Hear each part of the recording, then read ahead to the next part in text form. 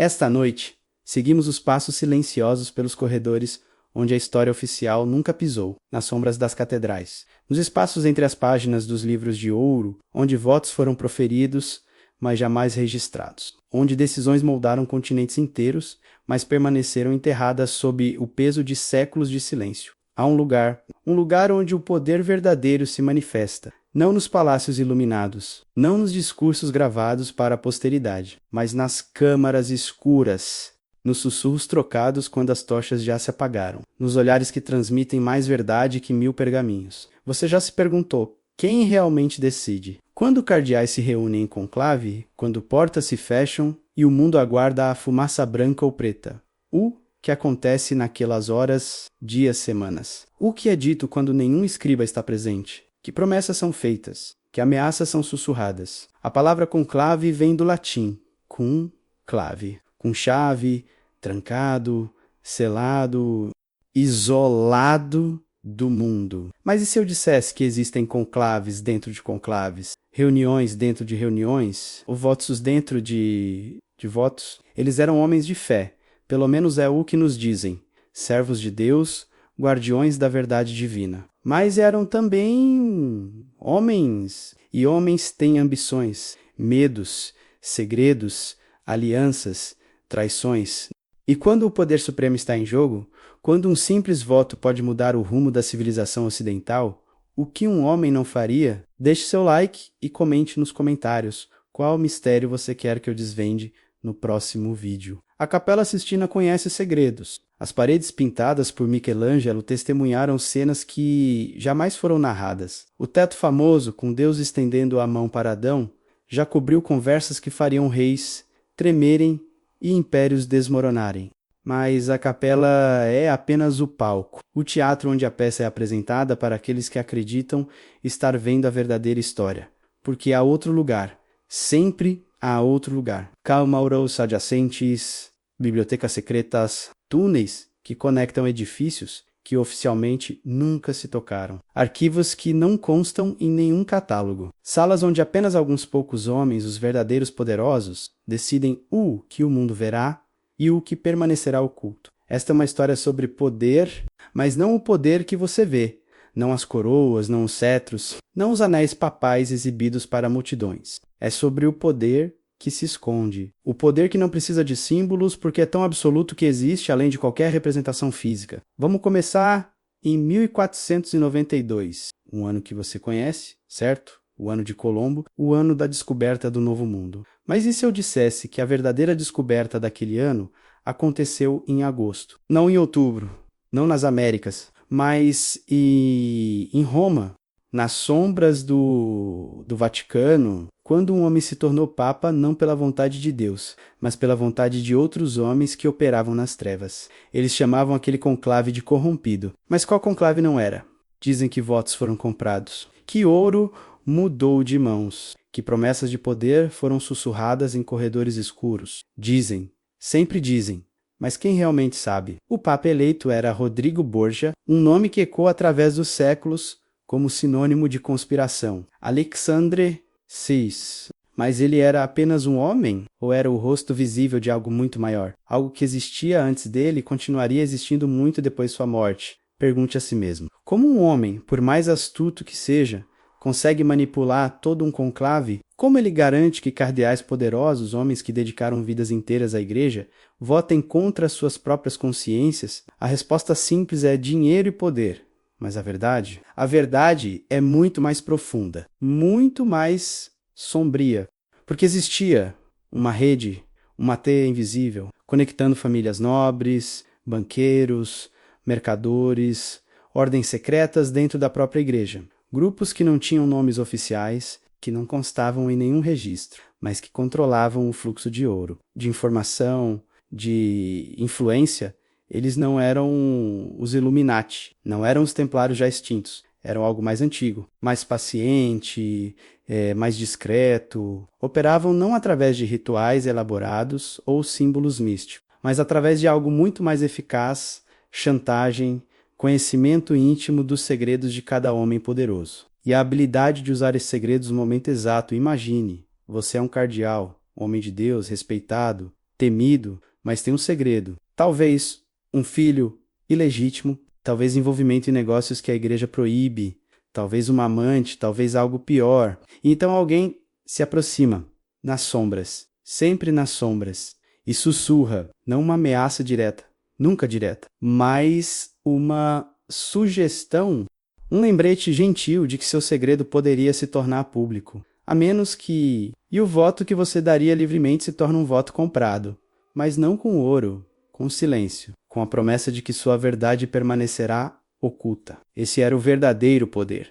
Não moedas trocadas em salas escuras, mas informação, conhecimento dos pontos fracos de cada homem. E a paciência de acumular esse conhecimento ao longo de décadas, gerações, séculos, mas Borgia era apenas o começo, apenas uma manifestação visível de um sistema muito mais amplo, um sistema que já estava em funcionamento há centenas de anos quando ele subiu ao trono papal, e que continuaria por centenas de anos depois. Vamos mais fundo, muito mais fundo, porque esta noite não nos contentaremos com as histórias que todos conhecem. Esta noite, vamos além, para os lugares onde a luz das velas nunca chega, onde pergaminhos nunca foram escritos, onde decisões foram tomadas através de gestos silenciosos e olhares carregados de significado. Há um arquivo, dizem, sempre dizem, localizado em algum lugar nos subterrâneos do Vaticano. Não o arquivo secreto que foi parcialmente aberto para pesquisadores, não as bibliotecas catalogadas, mas algo além, mais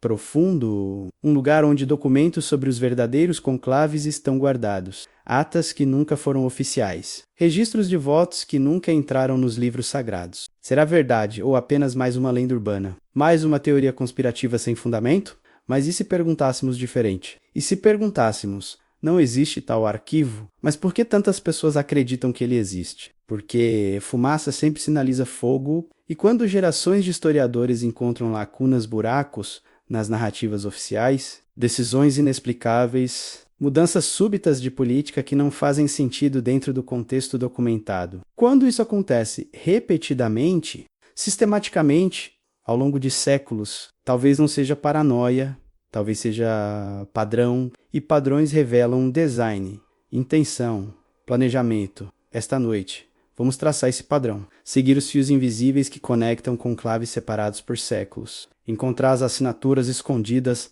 daqueles que realmente decidem. E talvez, apenas talvez, compreender que a história que nos ensinaram é apenas a superfície, a versão aprovada para consumo público, enquanto a verdadeira história, a história dos votos que não entram na ata, permanece escondida, esperando, guardada por aqueles que entendem que o verdadeiro poder não precisa de reconhecimento, apenas de continuidade. Você está pronto para descer aos subterrâneos da história, para ouvir os sussurros que ecoam através dos séculos, para ver as sombras dançando nas paredes de pedra fria onde decisões foram tomadas que moldaram o mundo que você conhece hoje? Então, venha, siga. Esta noite, nada permanecerá oculto. Esta noite, os votos silenciosos serão ouvidos. Eles eram mestres da descrição, verdadeiros artistas do segredo, não por acidente, não por sorte, mas por design meticuloso desenvolvido ao longo de gerações. Como funciona um conclave oficial, todo mundo sabe. Cardeais se reúnem, votam, queimam as cédulas. Fumaça preta significa nenhum papa eleito. Fumaça branca significa habemus papa. Temos papa simples, transparente, democrático até, dentro dos limites de uma instituição milenar. Mas essa é apenas a camada superficial.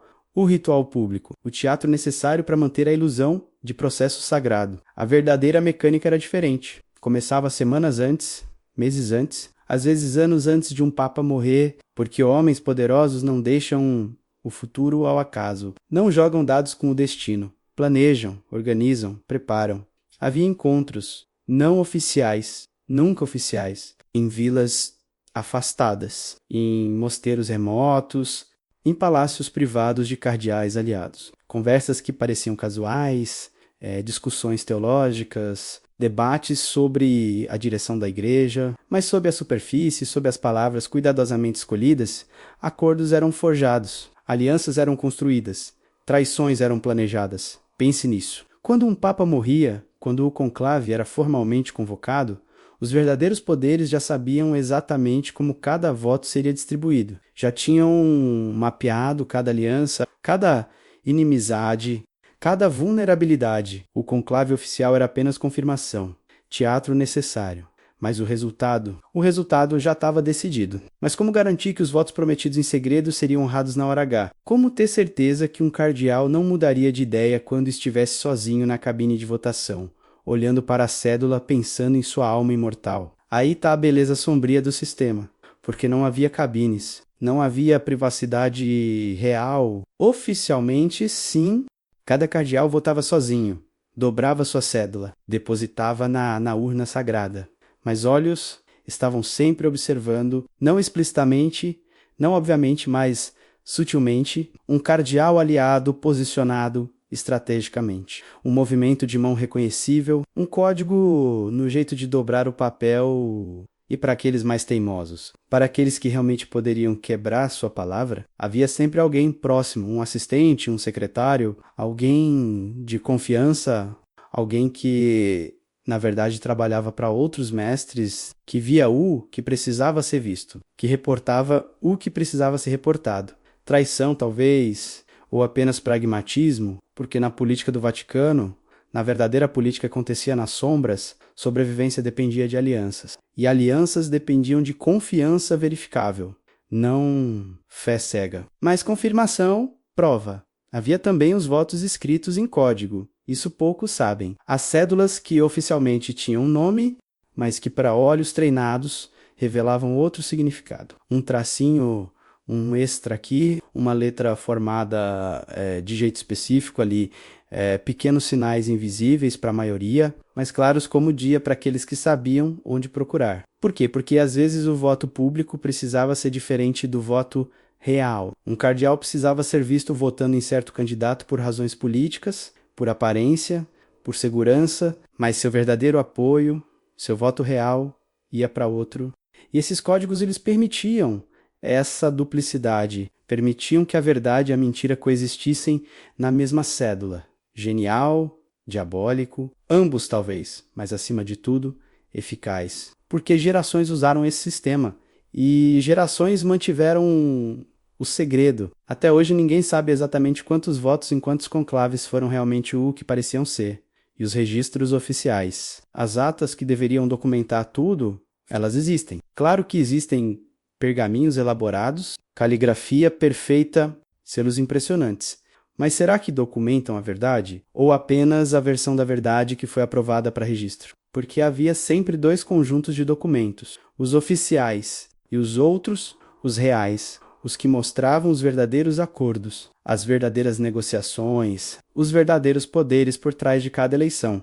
E esses nunca viram luz do dia, guardados em lugares que não constam em mapas, protegidos por ordens que não têm nomes, acessíveis apenas para aqueles no topo da hierarquia invisível. Quem eram essas pessoas? Quem tinha acesso a esse nível de informação?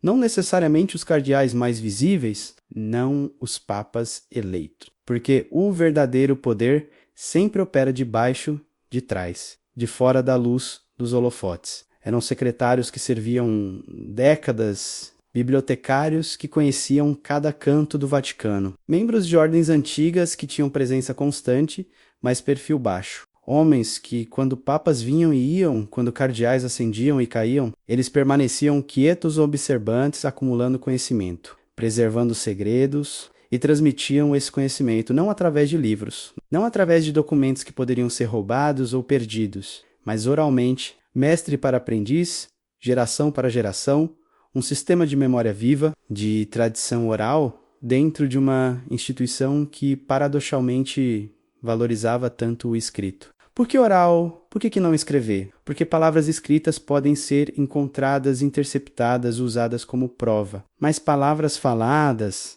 palavras sussurradas em corredores vazios, conversas tidas em jardins privados onde nenhum outro ouvido poderia alcançar, essas morrem com seus falantes, a menos que sejam cuidadosamente transmitidas para o próximo guardião. Esse era o sistema elegante em sua simplicidade, brutal em sua eficácia, e completamente invisível para aqueles fora do círculo interno.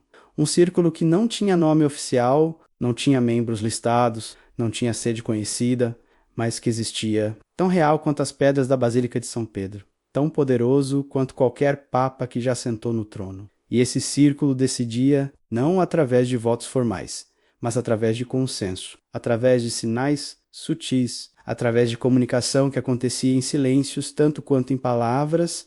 Um olhar poderia significar aprovação, um gesto sutil poderia indicar veto. E todos dentro do círculo entendiam, porque tinham sido treinados, iniciados, preparados para ler os sinais invisíveis. Quando um conclave oficialmente começava, o círculo já tinha seu candidato, já tinha distribuído os papéis, já tinha garantido os votos necessários. O resto, teatro necessário, importante para manter aparências, mas não determinante, porque o resultado já estava escrito, não em atas oficiais, mas em acordos silenciosos feitos nas sombras. Isso significa que democracia nunca existiu nos conclaves, que tudo sempre foi manipulado? Não necessariamente. Às vezes havia realmente incerteza, realmente disputa, realmente múltiplos candidatos viáveis. Mas mesmo nesses casos, mesmo quando o resultado estava genuinamente em aberto, as regras do jogo eram controladas. A arena era preparada. E aqueles que entendiam as regras não escritas tinham vantagem esmagadora sobre aqueles que apenas seguiam as regras oficiais. Pense em um jogo de xadrez onde seu oponente pode ver 3 movimentos à frente, enquanto você vê apenas um. Tecnicamente é o mesmo jogo, mesmas peças, mesmo tabuleiro, mesmas regras. Mas na prática, você já perdeu antes de começar. E nem sabe. Essa era a verdadeira genialidade do sistema. Não precisava ser absoluto. Não precisava controlar tudo.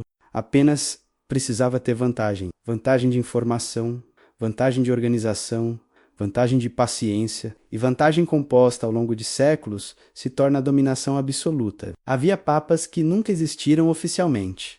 Isso soa impossível contraditório? Como pode alguém ser papa e não ser papa? Como pode existir e não existir simultaneamente? Mas na intrincada dança de poder que era o Vaticano medieval e renascentista, o impossível frequentemente se tornava necessário. Eles não eram antipapas.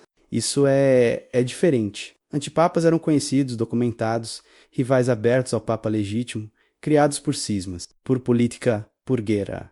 A história conhece seus nomes. Pedro de Luna, Félix V, outros, mas não eram segredo, eram oposição aberta. Os papas fantasmas eram diferentes, muito diferentes. Eram homens que em certos momentos críticos serviam como papa, tomavam decisões, emitiam ordens, mas tudo sob outro nome, sob outra identidade, enquanto o papa oficial estava incapacitado, ou doente, ou simplesmente inadequado para determinada decisão que precisava ser tomada. Como isso funcionava? Imagine um papa idoso, mentalmente frágil, ainda vivo, ainda tecnicamente papa, mas incapaz de governar.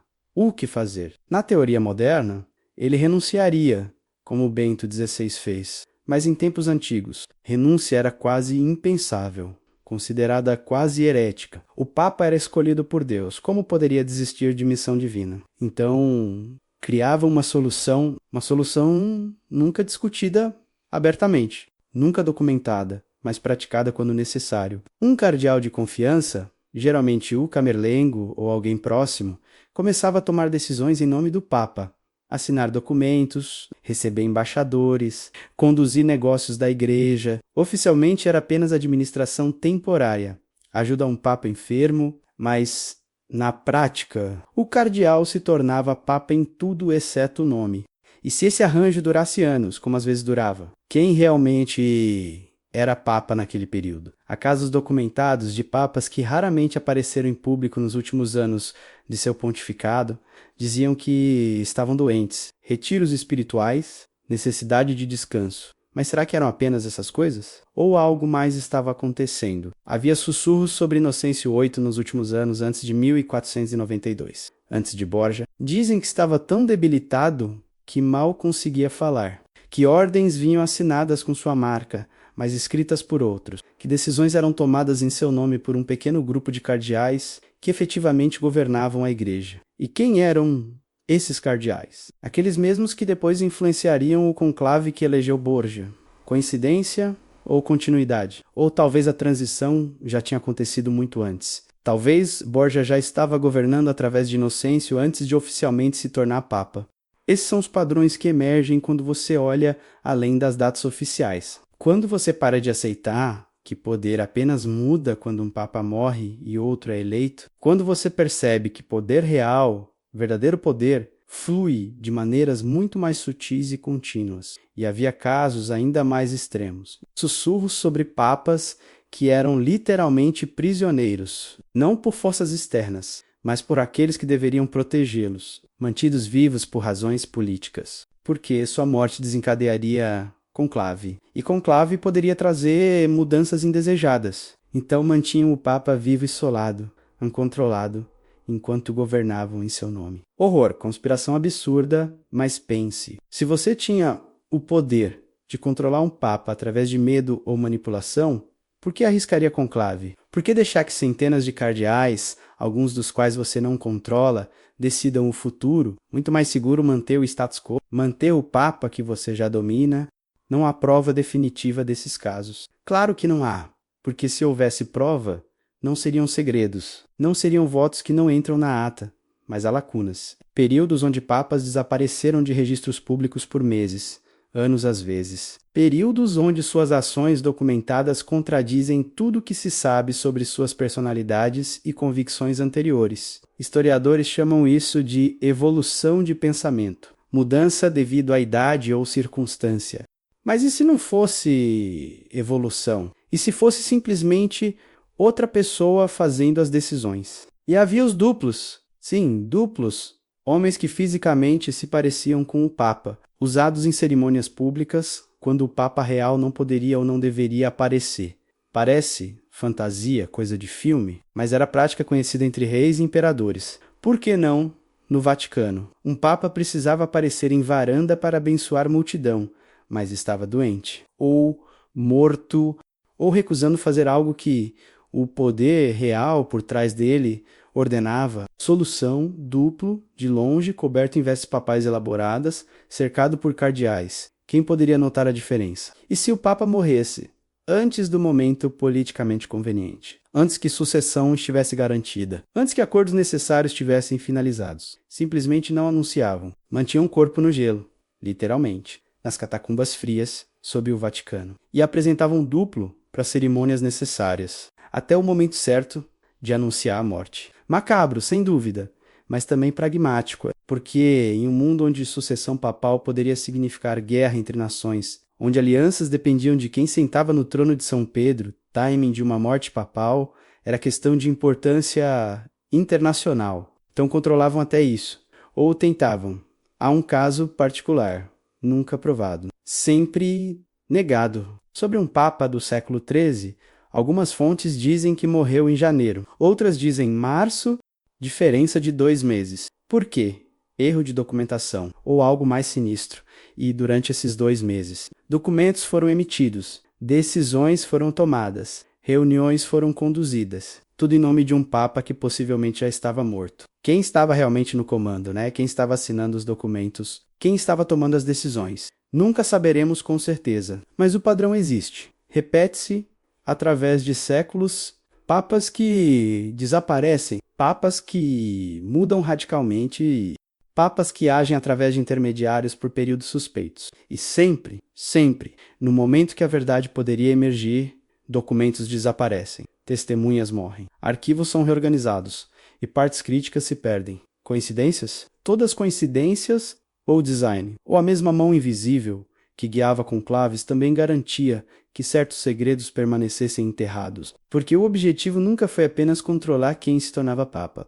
Era controlar o papado em si. A instituição garantia que não importasse quem sentasse no trono, não importasse que nome levasse a tiara, a direção real, o poder real, permaneceria onde sempre esteve, com aqueles nas sombras, aqueles cujos nomes não entravam nas atas, cujos votos nunca foram registrados, mas cujas vontades sempre, eventualmente, prevaleciam. Nas profundezas do Vaticano, existe uma biblioteca, todo mundo sabe disso. A Biblioteca Apostólica Vaticana, fundada formalmente em 1475, mas suas raízes são muito mais antigas, muito mais profundas e oficialmente em 2010 mudou de nome. Deixou de ser arquivo secreto para ser arquivo apostólico, mudança de relações públicas para parecer mais aberta, mais transparente. Mas nomes não mudam realidade, apenas percepção. E a realidade é que existem níveis, camadas, seções acessíveis para pesquisadores credenciados. Outras que requerem permissões especiais e outras que não constam em nenhum catálogo, que não têm registro, que para todos os efeitos oficiais não existem. Como sabemos que existem, se não há registro? Pelos vazios, pelas inconsistências, pelas referências cruzadas que levam a lugar nenhum. Historiadores encontram menções a documentos em cartas antigas, citações de manuscritos que deveriam estar nos arquivos, mas quando buscam, não encontram nada. O documento não existe. Nunca existiu.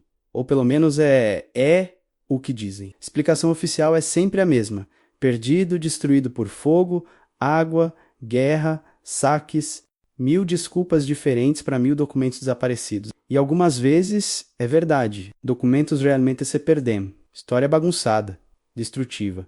Mas todas as vezes, todo documento importante sobre certos tópicos, sempre perdido, sempre destruído. Padrão é claro, documentos sobre conclaves controversos, desaparecidos. Atas de reuniões entre papas e poderes seculares em momentos críticos, perdidas. Correspondência entre cardeais durante períodos de grande tensão política, queimadas em incêndio conveniente. Mas há sussurros, sempre há sussurros, de bibliotecários que trabalharam décadas nos arquivos, que na velhice, quando já não tinham nada a perder, deixavam escapar comentários, histórias, sobre sessões que não deveriam mencionar, sobre portas que não deveriam abrir, sobre corredores que levavam a lugares que não constavam em plantas arquitetônicas. Um bibliotecário, em particular, anos 1950, entrevistado informalmente por pesquisador, disse algo intrigante. Falou de índice secreto, não o Index Librorum Prohibitorum,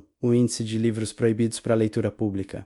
Esse era conhecido, publicado, mas outro índice, que listava documentos proibidos para todos, até para cardeais, até para papas em alguns casos, né?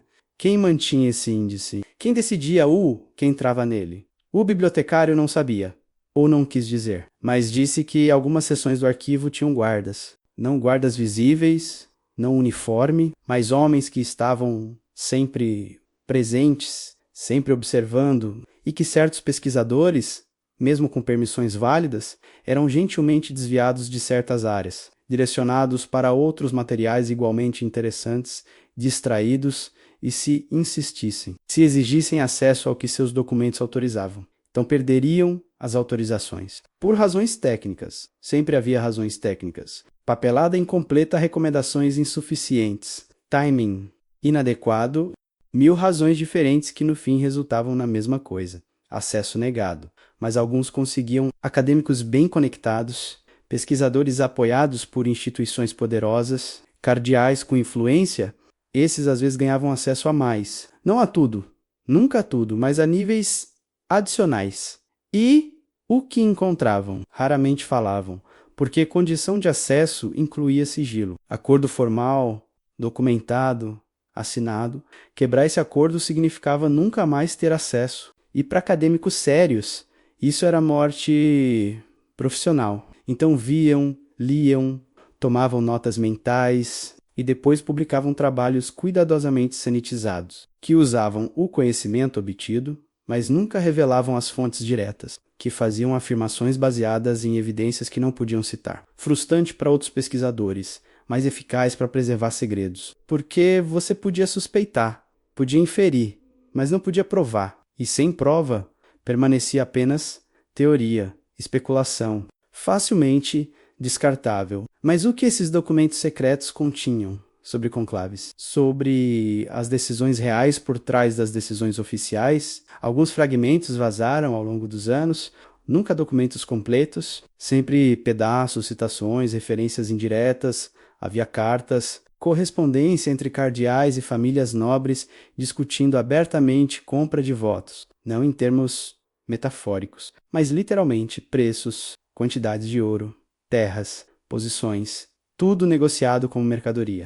O papado como produto à venda. Havia registros de reuniões secretas antes de conclaves, listas de participantes, acordos alcançados, distribuição de poder futuro já decidida antes de um único voto oficial ser depositado na urna. Havia documentos sobre papas que foram forçados a renunciar sob ameaça, não ameaças vagas, mas específicas, documentadas com testemunhas, com protocolos, como se fosse procedimento normal, rotineiro quase, e havia os documentos mais perturbadores, aqueles sobre papas que simplesmente desapareceram. Não morreram oficialmente, não renunciaram, apenas desapareceram, e sucessores foram rapidamente eleitos. História oficial dizia que haviam morrido, mas documentos internos mostravam algo diferente. Mostravam transferências, isolamentos, aprisionamentos em mosteiros remotos. Por quê? Por que remover Papa vivo ao invés de simplesmente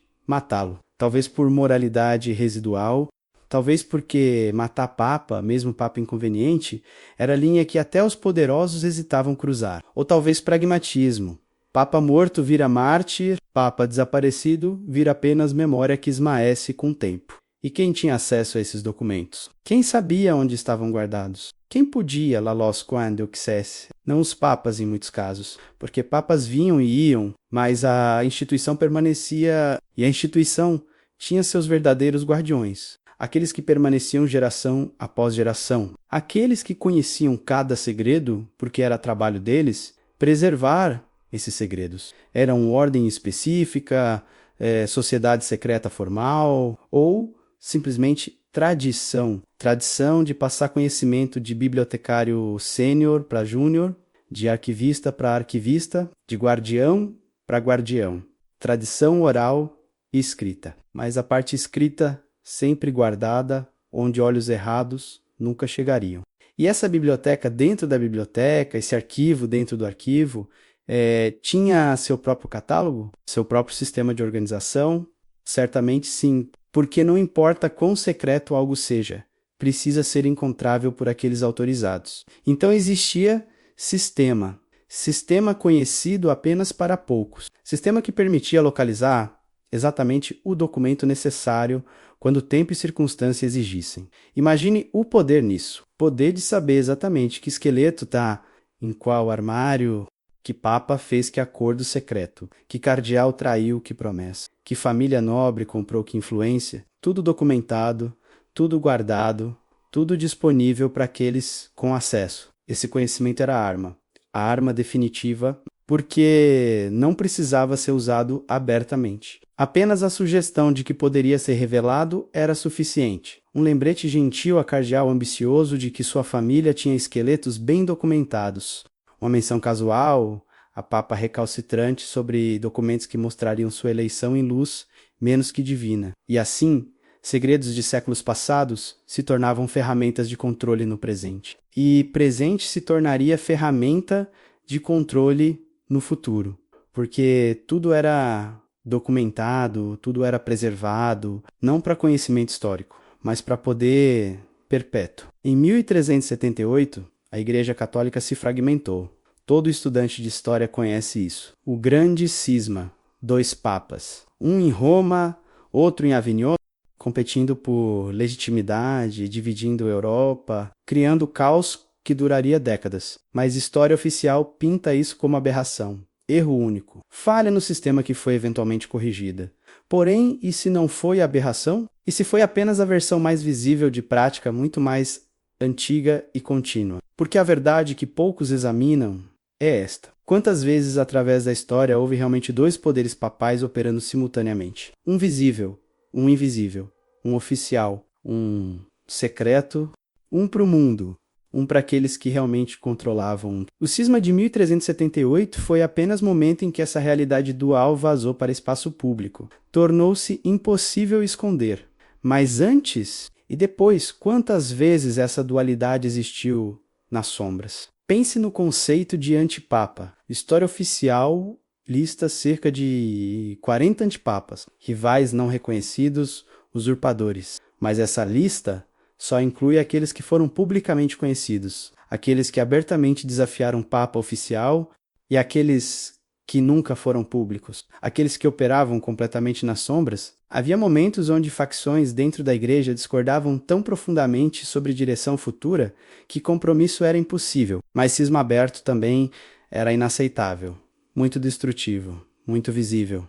Então, o que fazer? Criavam conclaves duplos, não dois conclaves literais acontecendo simultaneamente, mas processo dual, um conclave oficial, público, teatral e outro processo paralelo, secreto, real, onde verdadeiras decisões eram tomadas. Como funcionava? Imagine conclave oficial sendo preparado, cardeais reunidos, Capela Sistina fechada mundo, aguardando, mas antes disso, semanas ou meses antes, grupo seleto de cardeais já havia se reunido secretamente, não em Roma necessariamente, em vila remota. Em castelo particular, em mosteiro isolado, ali eles votavam, realmente votavam, sem teatro, sem ritual público, apenas decisão pura. E escolhiam seu papa, não o homem que seria anunciado ao mundo necessariamente, mas o homem que teria poder real, o homem que tomaria decisões reais. Então vinha conclave oficial. E talvez elegesse o mesmo homem.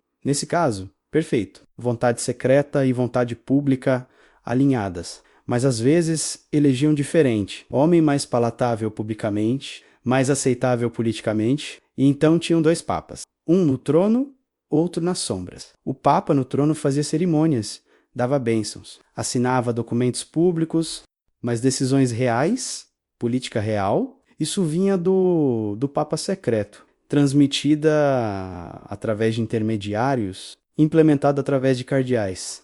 Parece complicado demais para funcionar, mas pense em governos modernos. Quantas democracias têm líderes cerimoniais e líderes reais? Rainha da Inglaterra era chefe de Estado, mas primeiro-ministro tinha poder real. Sistema dual.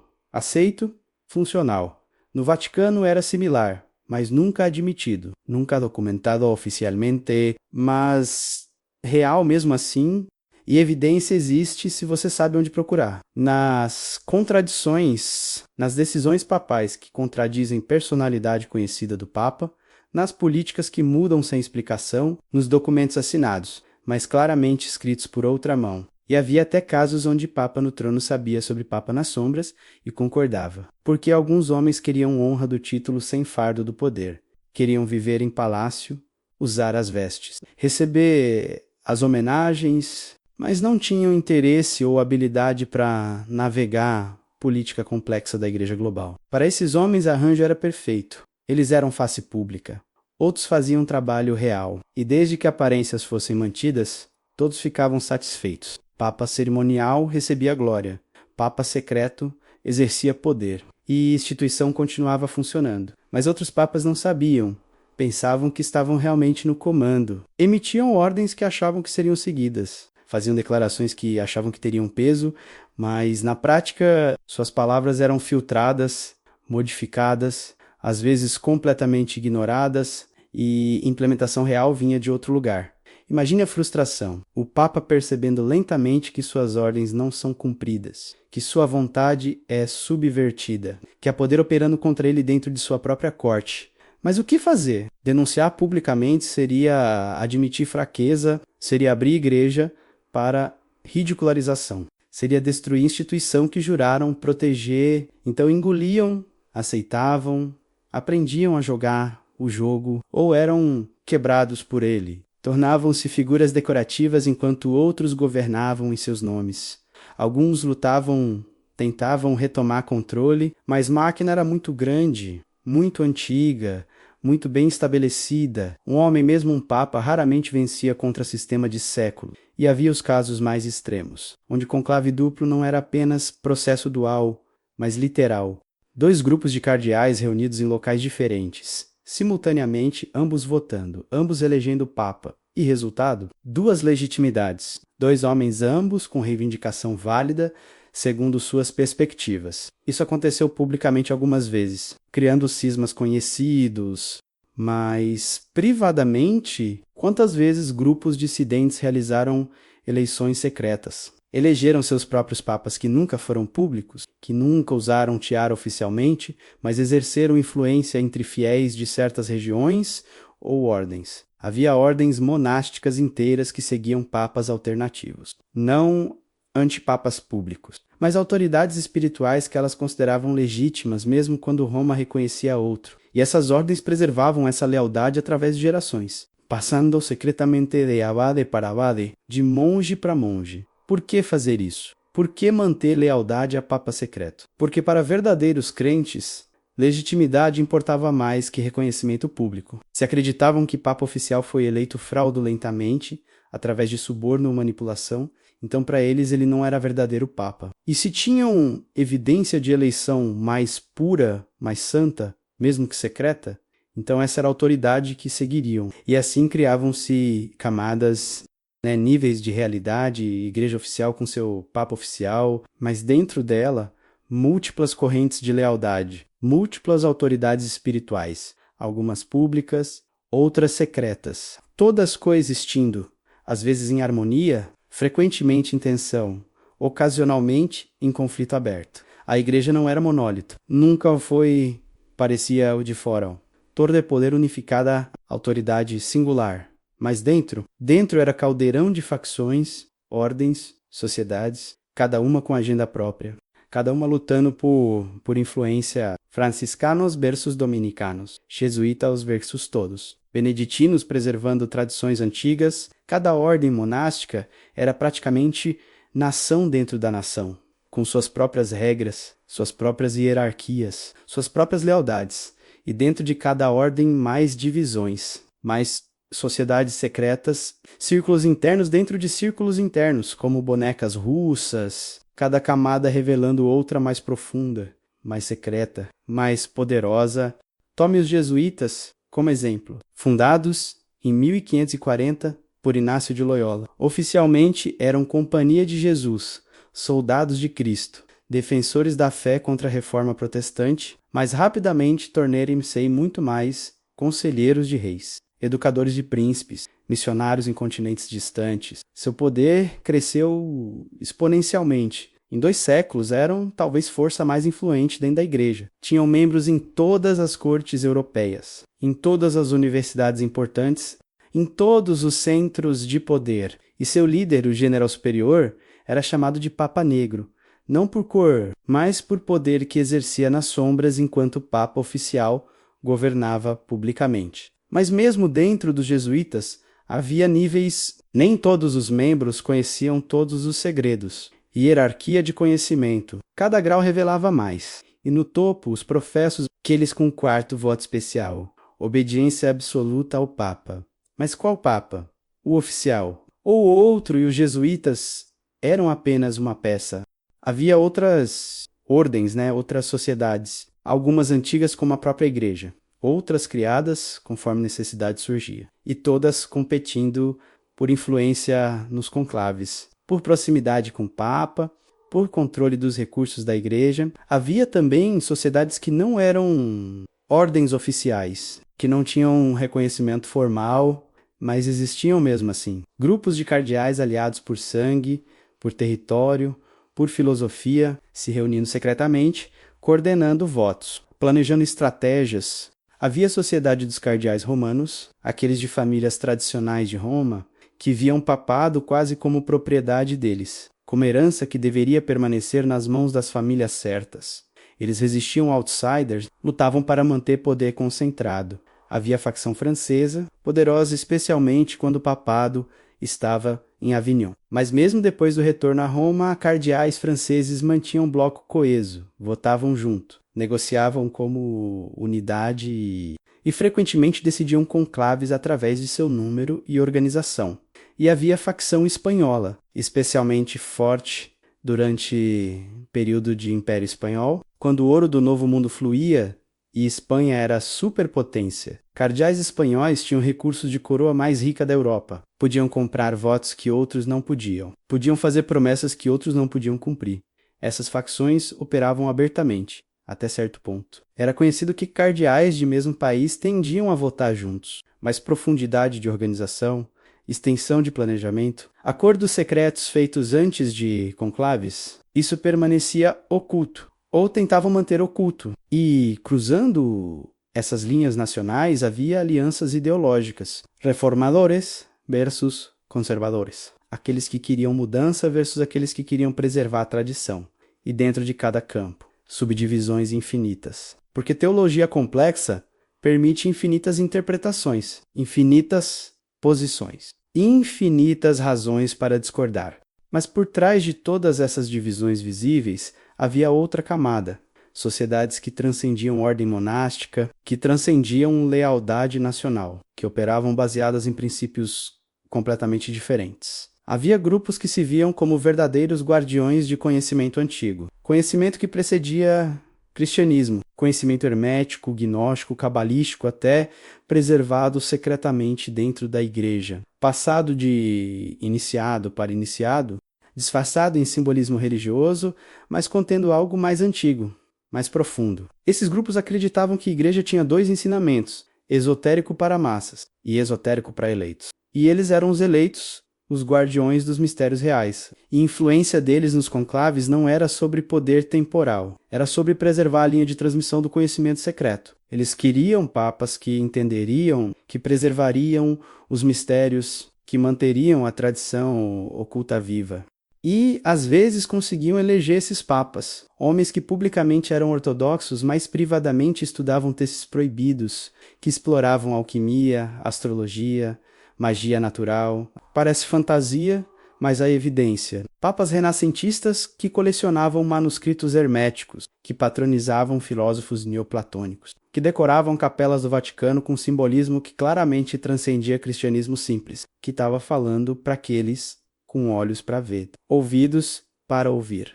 E esses papas deixavam marcas, sinais para aqueles que viriam depois, mensagens codificadas em arte, em arquitetura, em documentos aparentemente religiosos, mas carregados de duplo significado. Para o fiel comum, ortodoxia pura; para o iniciado, algo completamente diferente. A Capela Sistina é exemplo perfeito. Todos veem as pinturas de Michelangelo. A criação de Adão, o julgamento final, beleza, inegável.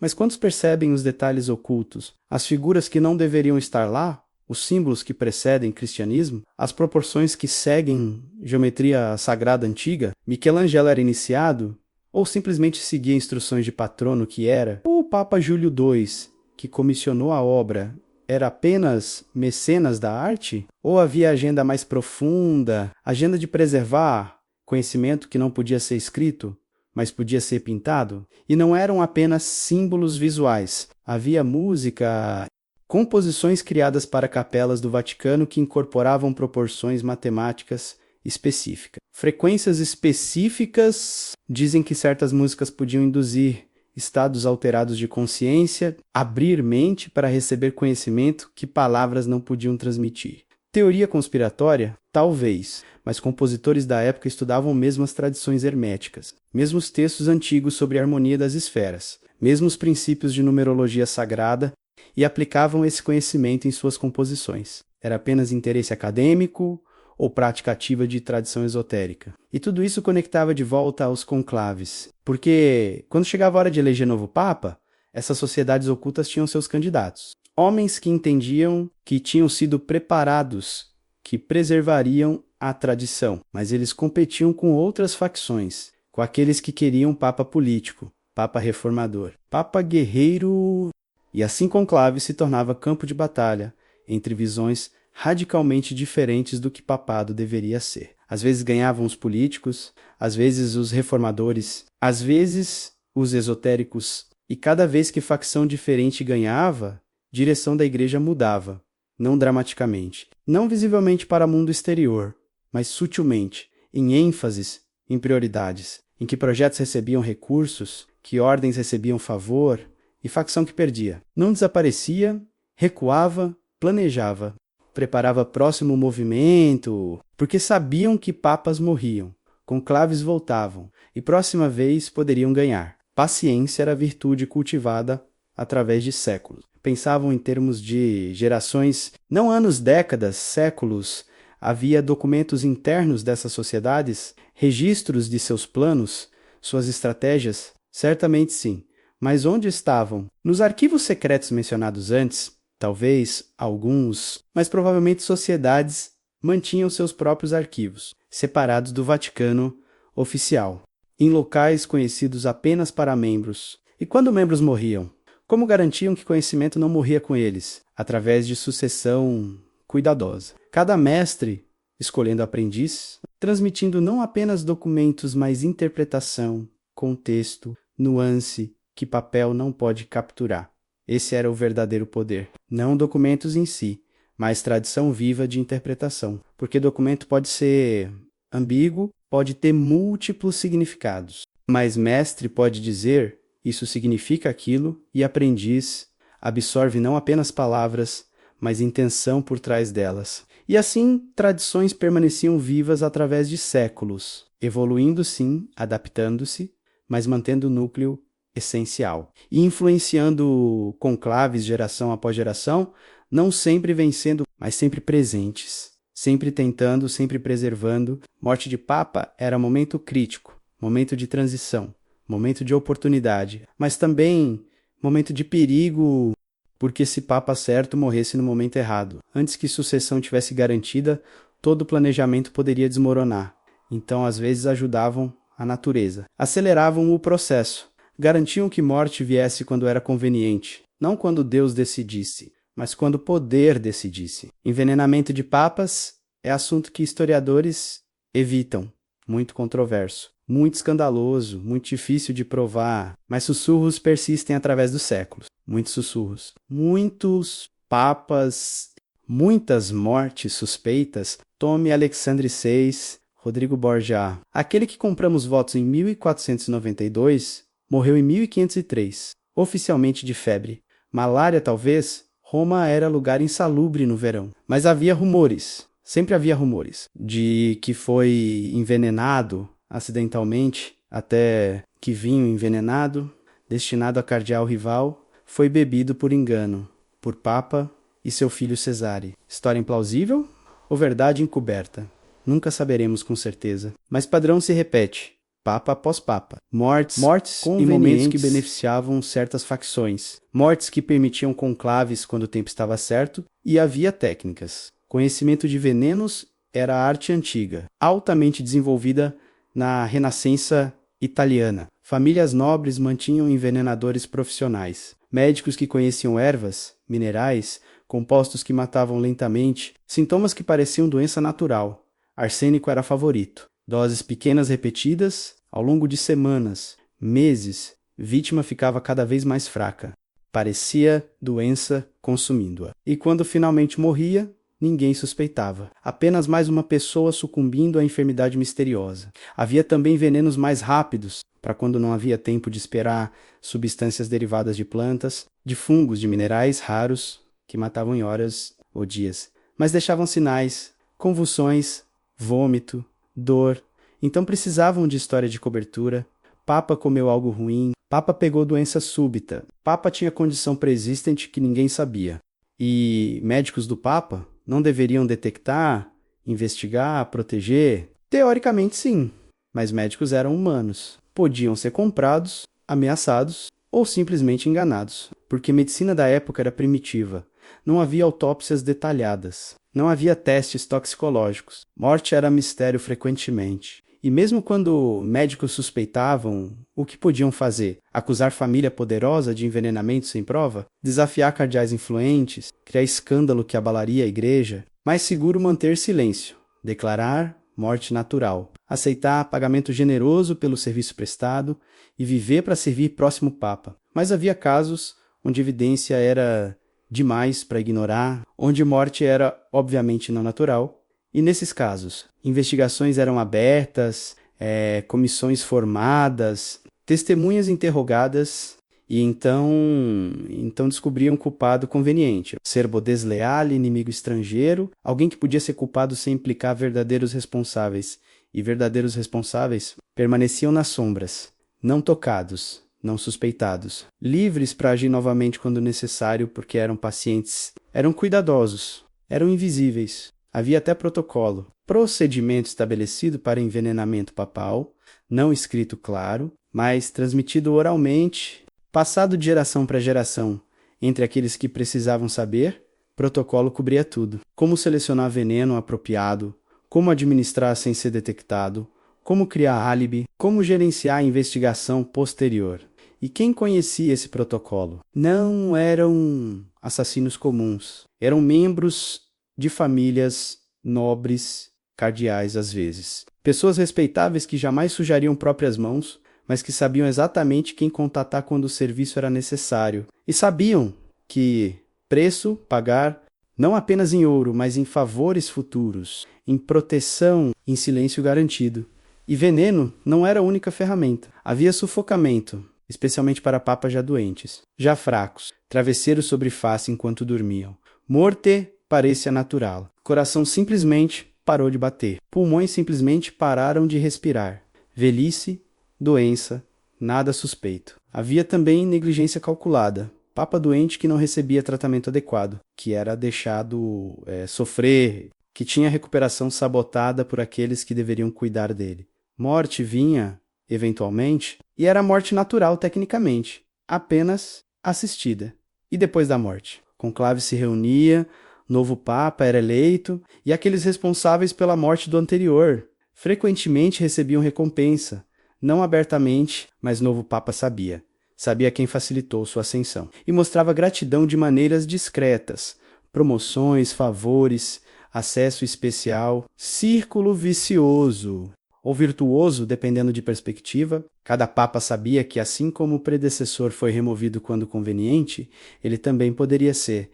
Então, ou cooperava com poderes invisíveis, ou arriscava encontrar fim prematuro. Alguns papas tentavam se proteger, provadores de comida, guardas leais, medicamentos preparados por médicos de confiança trazidos de fora de Roma, mas proteção completa era impossível. Sempre havia momento de vulnerabilidade, sempre havia alguém próximo que poderia ser virado, sempre havia método que não requeria acesso físico direto. E quanto mais papa se protegia, mais paranoico parecia, mais instável, menos capaz de governar efetivamente. Então muitos simplesmente aceitavam. Viviam cada dia como se fosse o último. Faziam o que podiam enquanto tinham poder. E esperavam que morte, quando viesse, fosse rápida. Macabro, horrível, certamente. Mas também real. Tão real quanto poder. Tão real quanto ambição. Tão real quanto segredos que precisavam ser preservados. Não importa custo. Havia documento. Profecia atribuída a São Malaquias. Arcebispo irlandês do século XII. Lista de 112 frases curtas, cada uma supostamente descrevendo o Papa futuro, começando com Celestino II em 1143, terminando com o Papa final antes do fim dos tempos, profecia de Malaquias, conhecida mais controversa. Muitos dizem que foi fraude criada no século XVI, não profecia real, mas fabricação posterior atribuída a Santo Antigo para dar credibilidade, e evidência apoia essa conclusão. Frases sobre papas antes de publicação do documento em 1595 são incrivelmente precisas. Frases sobre papas depois são vagas, ambíguas. Então fraude. Caso encerrado. Mas espere, e se fraude era o ponto? E se não era sobre predição real do futuro, mas sobre influenciar futuro? E se aqueles que criaram profecia tinham um objetivo diferente? Porque uma vez que profecia estava circulando, uma vez que cardeais conheciam as frases, isso não influenciaria suas escolhas? Se frase seguinte descrevia homem das montanhas, não procuraria um candidato de região montanhosa? Se dizia flor das flores, não favoreceria um cardeal da família com flor no brasão? Profecia se tornava profecia. Autorrealizável, não porque futuro estava realmente predeterminado, mas porque aqueles com poder para moldar futuro consultavam profecia e escolhiam conforme ela, genial na verdade, forma de influenciar conclaves através de séculos sem estar fisicamente presente. Quem criou profecia, século XVI, podia plantar sementes que afetariam eleições nos séculos XVII, Exivir, 19, poder projetado através do tempo, e profecia de Malaquias era apenas exemplo mais famoso. Havia outras profecias atribuídas a santos diferentes, a místicos, a visionários, algumas publicadas, outras circulando apenas em manuscritos privados, todas influenciando, todas moldando expectativas, todas direcionando escolhas. Havia também sinais, portentes naturais, que eram interpretados como indicação de vontade divina. Eclipse durante o conclave? Claramente Deus estava sinalizando algo, mas o que dependia de quem interpretava. E quem controlava a interpretação controlava significado. Cardeal astuto podia usar eclipse para argumentar que Deus favorecia seu candidato, ou que Deus rejeitava candidato rival. Tudo dependia de retórica, de persuasão, de habilidade de conectar evento natural à narrativa conveniente. E cardeais eram supersticiosos, não importa quão educados, quão racionais pretendessem ser. Eram homens de seu tempo onde sinais divinos eram considerados reais, onde Deus falava através de eventos no mundo. Então, prestavam atenção, procuravam sinais e encontravam porque procuravam. Havia até aqueles que fabricavam sinais. Pombas brancas liberadas em momento estratégico, trovões criados através de pólvora escondida, luzes estranhas no céu produzidas por técnicas pirotécnicas primitivas. Teatro, mas teatro eficaz. Porque em momento de incerteza, em momento de decisão difícil, sinal aparente da vontade divina podia pender balança. E numerologia, era levada muito a sério. Idade do candidato, número de letras em seu nome, data de nascimento, tudo analisado, tudo interpretado, procurando padrões, procurando significado oculto. 7 era número sagrado. Candidato nascido em dia 7, bom presságio. 12 era número dos apóstolos, nome com 12 letras, claramente escolhido. 3 era trindade, 40 era teste no deserto. Cada número tinha significado e habilidosos podiam fazer quase qualquer número encaixar em alguma interpretação favorável. Havia também sonhos cardeais relatando sonhos proféticos, visões na noite antes de votação, santos aparecendo, vozes divinas guiando, e outros cardeais levavam a sério. Porque quem eram eles para dizer que Deus não falava através de sonhos? Não descartavam como fantasias, consideravam como evidência, como dado adicional na decisão. E claro, alguns sonhos eram genuínos, produtos de mentes estressadas, de fardos de responsabilidade, de jejum e oração intensa que precediam votos. Mas outros eram fabricados, relatados estrategicamente, descritos de forma a apoiar a agenda pré-existente, impossível distinguir real de fabricado. E talvez distinção não importasse, porque efeito era o mesmo. Sonho relatado influenciava outros, criava atmosfera, estabelecia narrativa. E ambiente carregado de conclave, onde nervo estava à flor da pele, onde pressão era imensa, essas influências sutis tinham poder desproporcional. E havia os textos apocalípticos, não apenas profecia de Malaquias, mas interpretações de Apocalipse de João, de Daniel, de Ezequiel. Textos que falavam de fim dos tempos, de anticristo, de batalha final entre bem e mal. Alguns cardeais acreditavam genuinamente que estavam vivendo o fim dos tempos, que escolha de papa não era apenas política, era espiritual, era cósmico, que papa errado poderia apressar Apocalipse. Papa certo poderia atrasar ou preparar a igreja para a batalha final. Então estudavam textos, procuravam correspondências, tentavam identificar qual candidato se encaixava em profecias. Qual levaria igreja para a salvação? Qual poderia ser ferramenta do inimigo disfarçado?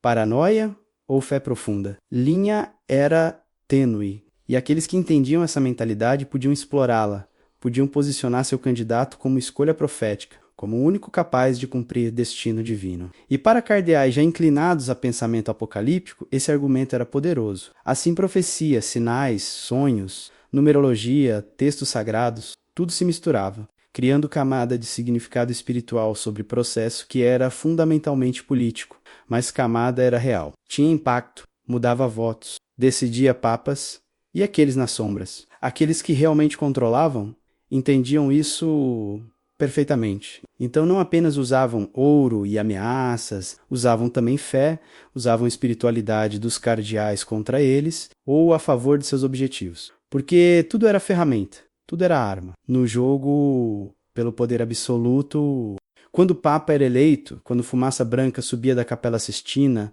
quando o mundo celebrava, Papa recém-eleito era levado a lugar especial, pequena sala ao lado da capela, chamada sacristia, mas conhecida entre iniciados como Sala das Lágrimas. Por quê? Porque ali, naquele momento de transição entre ser cardeal e ser papa, muitos choravam. peso do cargo, responsabilidade, medo, tudo caindo sobre eles simultaneamente. E lágrimas vinham, não lágrimas de alegria sempre, às vezes lágrimas de terror, porque ali, naquele momento privado, longe de multidões celebrantes, verdade se manifestava. Você não é apenas líder espiritual de 1 bilhão de almas. Você é peça em jogo muito mais antigo, muito mais perigoso. E forças que colocaram você no trono podem remove-lo com igual facilidade. Ali aconteciam conversas, não oficiais, nunca registradas, mas cruciais. Cardeais poderosos entravam, fechavam porta. E falavam com um novo Papa.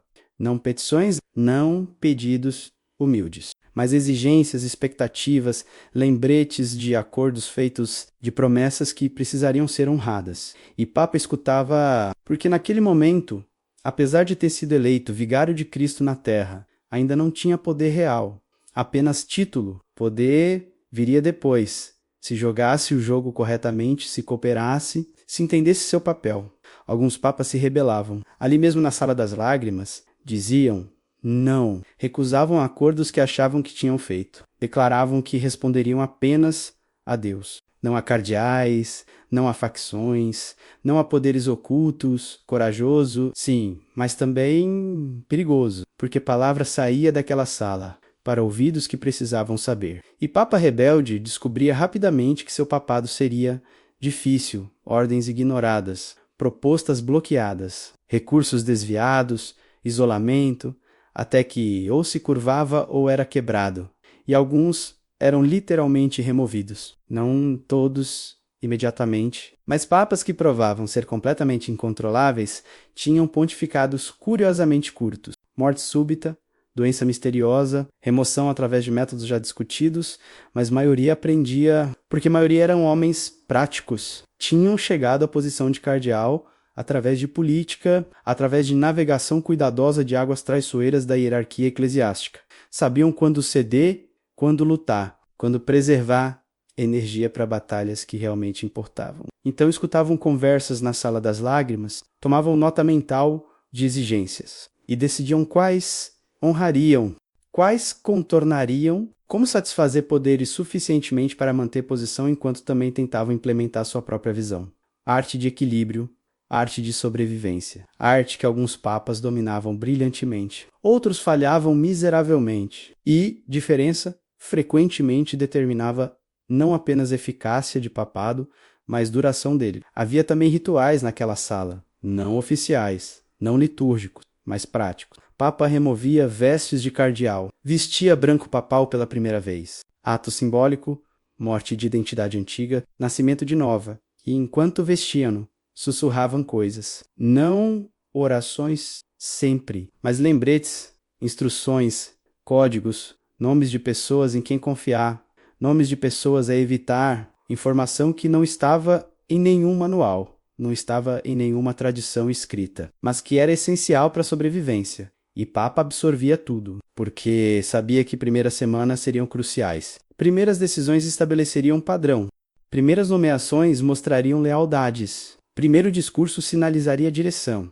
Então precisava de toda informação. Todo conselho, mesmo que viesse de fontes questionáveis, e então saía. Porta se abria, Papa emergia em vestes brancas. Sorriso no rosto, mãos erguidas em bênção, e multidão rugia. Habemus Papa, temos Papa, celebração, alegria, enquanto o Papa caminhava para a varanda, para se apresentar ao mundo, mas o que ficava na Sala das Lágrimas, as lágrimas secavam, mas memórias permaneciam gravadas, e novo Papa carregaria elas consigo. Peso invisível, lembrando sempre que poder papal vinha com preço, e preço era medido em concessões, em acordos, em votos que nunca entrariam na ata.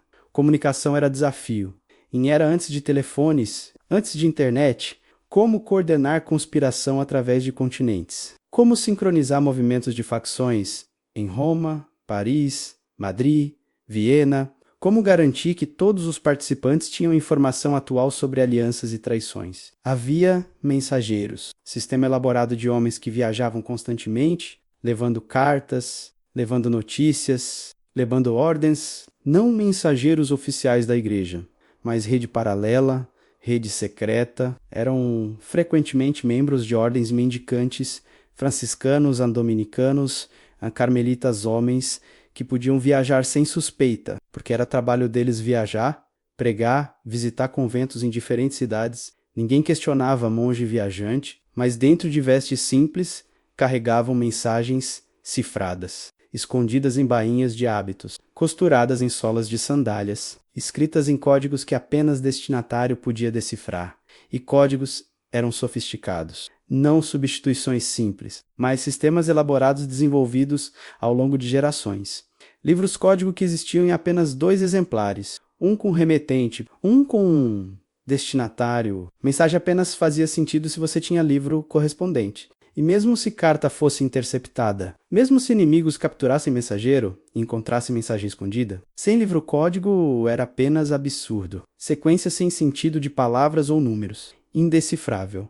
Mas às vezes mensageiros eram capturados e torturados, forçados a revelar métodos, revelar códigos, revelar destinatários. Então o sistema precisava de camadas de proteção.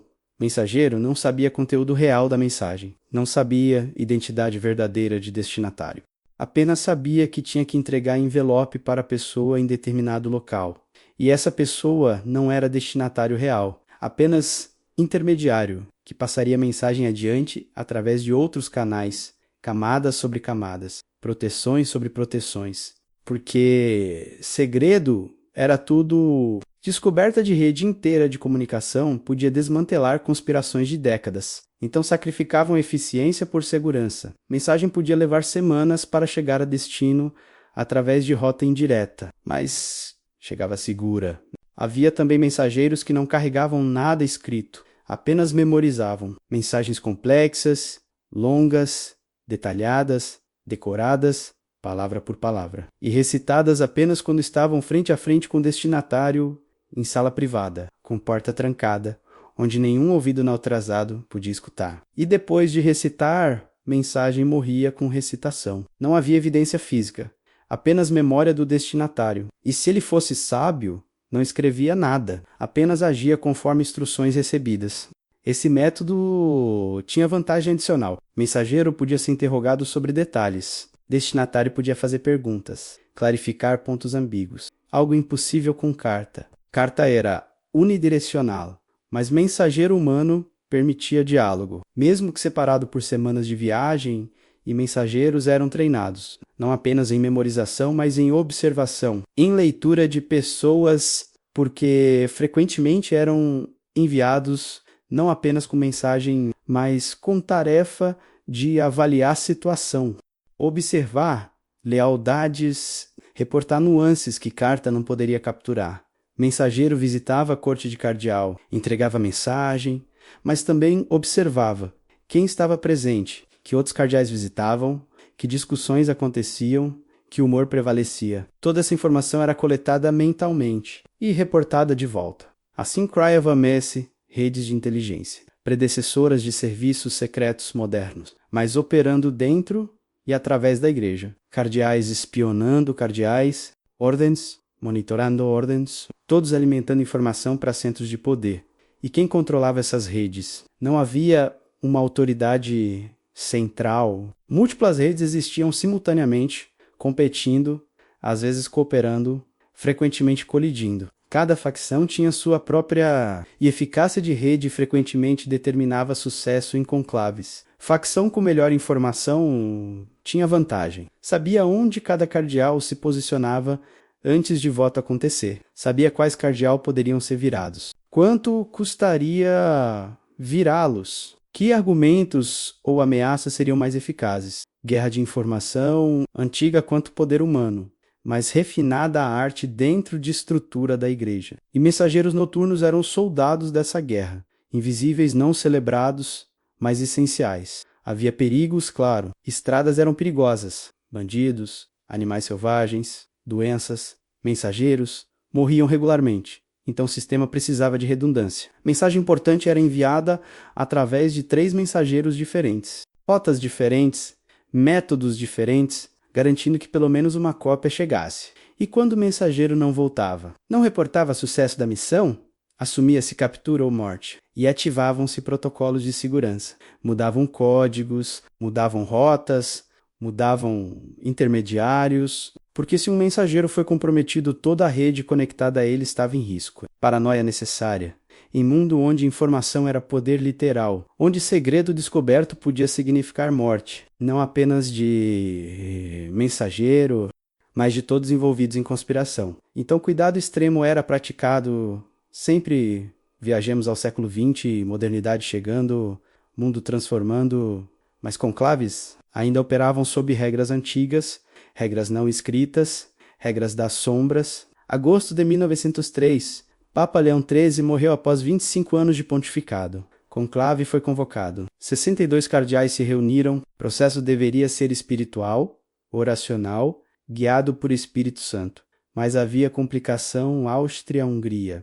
Império poderoso, tinha tradição e uso exclusiva, direito de exclusão, poder de vetar candidato papal. Absurdo para a mente moderna. Poder secular vetando escolha religiosa, mas era tradição, aceita, praticada, e Áustria tinha candidato que não queria. Cardeal Mariano Rampolla, secretário de Estado de Leão XIII favorito para suceder. Tinha votos, tinha apoio, caminho para a eleição parecia claro, mas segundo dia de conclave algo aconteceu. Cardeal Jan Puzina, polonês, mas representando o imperador austríaco, levantou-se e declarou veto. Áustria exercia ius exclusiva contra Rampolla. Escândalo. Indignação. Muitos cardeais protestaram. Como podiam aceitar interferência secular? Mas outros lembraram. Era tradição, era direito, tinha que ser respeitado. E Rampolla, graciosamente, retirou-se de consideração. Disse que não queria ser causa de divisão, que aceitava veto. Mas todos sabiam, não tinha escolha. Veto era veto, mesmo que injusto. Então, eleições viraram. Novo favorito emergiu. Giuseppe Sarto, patriarca de Veneza, considerado moderado, aceitável para a Áustria, para a França, para a maioria das facções, foi eleito. Tornou-se Pio X, mais tarde canonizado, tornado santo. História oficial pinta isso como aberração. Última vez que poder secular interferiu tão abertamente e, de fato, Pio X aboliu ius exclusiva. Declarou que nunca mais seria permitido. E nunca mais foi, oficialmente. Mas olhe mais profundo.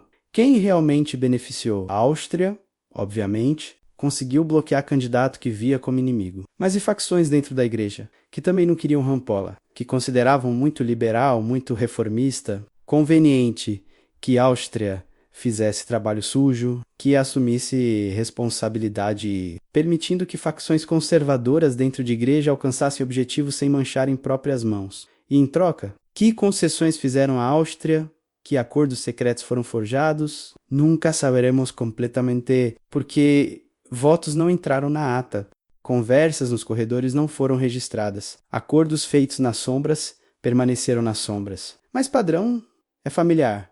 Poder visível fazendo movimento público, enquanto poderes invisíveis operam por trás, alcançando objetivos através de proxies, mantendo próprias mãos limpas. E a abolição de uso exclusiva, boas relações públicas, afirmação de independência da igreja, mas realmente mudou algo? Ou apenas forçou a interferência secular a ser mais sutil, menos aberta, mais secreta, porque poderes seculares não abandonaram o interesse em quem se tornava papa. Não em 1904, não depois. Governos continuaram tentando influenciar. Apenas métodos mudaram. Menos betões dramáticos, mais pressão econômica, mais espionagem, mais manipulação de informação que chegava a cardeais e dentro da igreja. Facções continuaram existindo, continuaram competindo, continuaram fazendo acordos secretos, apenas aprenderam a ser mais discretas, mais cuidadosas, mais invisíveis. Pio era santo, verdadeiro, igreja o reconheceu. Mas santidade não significa que a eleição foi pura. Não significa que jogos de poder não aconteceram. Apenas significa que homem santo pode emergir de processo corrupto. Que Deus pode trabalhar mesmo através de instrumentos imperfeitos. Ou talvez santidade era performance, papel que Pio X jogou perfeitamente. Aparência de humildade, de simplicidade. Enquanto por trás navegava política complexa, fazia acordos necessários. Mantinha poderes satisfeitos, porque Homem não chega a ser papa sendo apenas santo. Precisa ser também político, estrategista, sobrevivente e conclaves que seguiram. 1940, 1922, 1939, todos no século XX, todos teoricamente modernos. Mas padrões antigos persistiam. Facções ainda competiam. Acordos ainda eram feitos, votos ainda eram negociados nas sombras. Conclave de 1939 é particularmente interessante. Véspera da Segunda Guerra Mundial, Europa, à beira de igreja precisava escolher papa que navegaria a tempestade vindoura. Escolheram Eugênio Pacelli, Pio XII, diplomata experiente. Conhecia a Alemanha, falava alemão fluentemente. Escolha lógica superficialmente, mas havia correntes profundas. Facções que queriam papa que resistiria ao nazismo abertamente, outras que queriam diplomacia, outras que tinham simpatias com regimes autoritários, todas puxando direções diferentes. E Pio XII navegou. Alguns dizem corajosamente, outros dizem covardemente. Debate continua até hoje. Fez suficiente para salvar judeus? Deveria ter falado mais alto? Ou silêncio diplomático salvou mais vidas que denúncias públicas teriam? Não resolveremos esse debate aqui, mas consideremos. Pio XII tinha liberdade real para agir ou era constrangido por forças dentro da igreja? Por acordos feitos em conclave? Por pressões de cardeais poderosos que tinham visões específicas sobre como a igreja deveria responder à guerra? Porque papa pode parecer absolutista, poder supremo, mas realidade é diferente. Papa opera dentro de sistema. Sistema com memória institucional, com facções entrincheiradas, com poderes que precedem e sobreviverão a qualquer papa individual.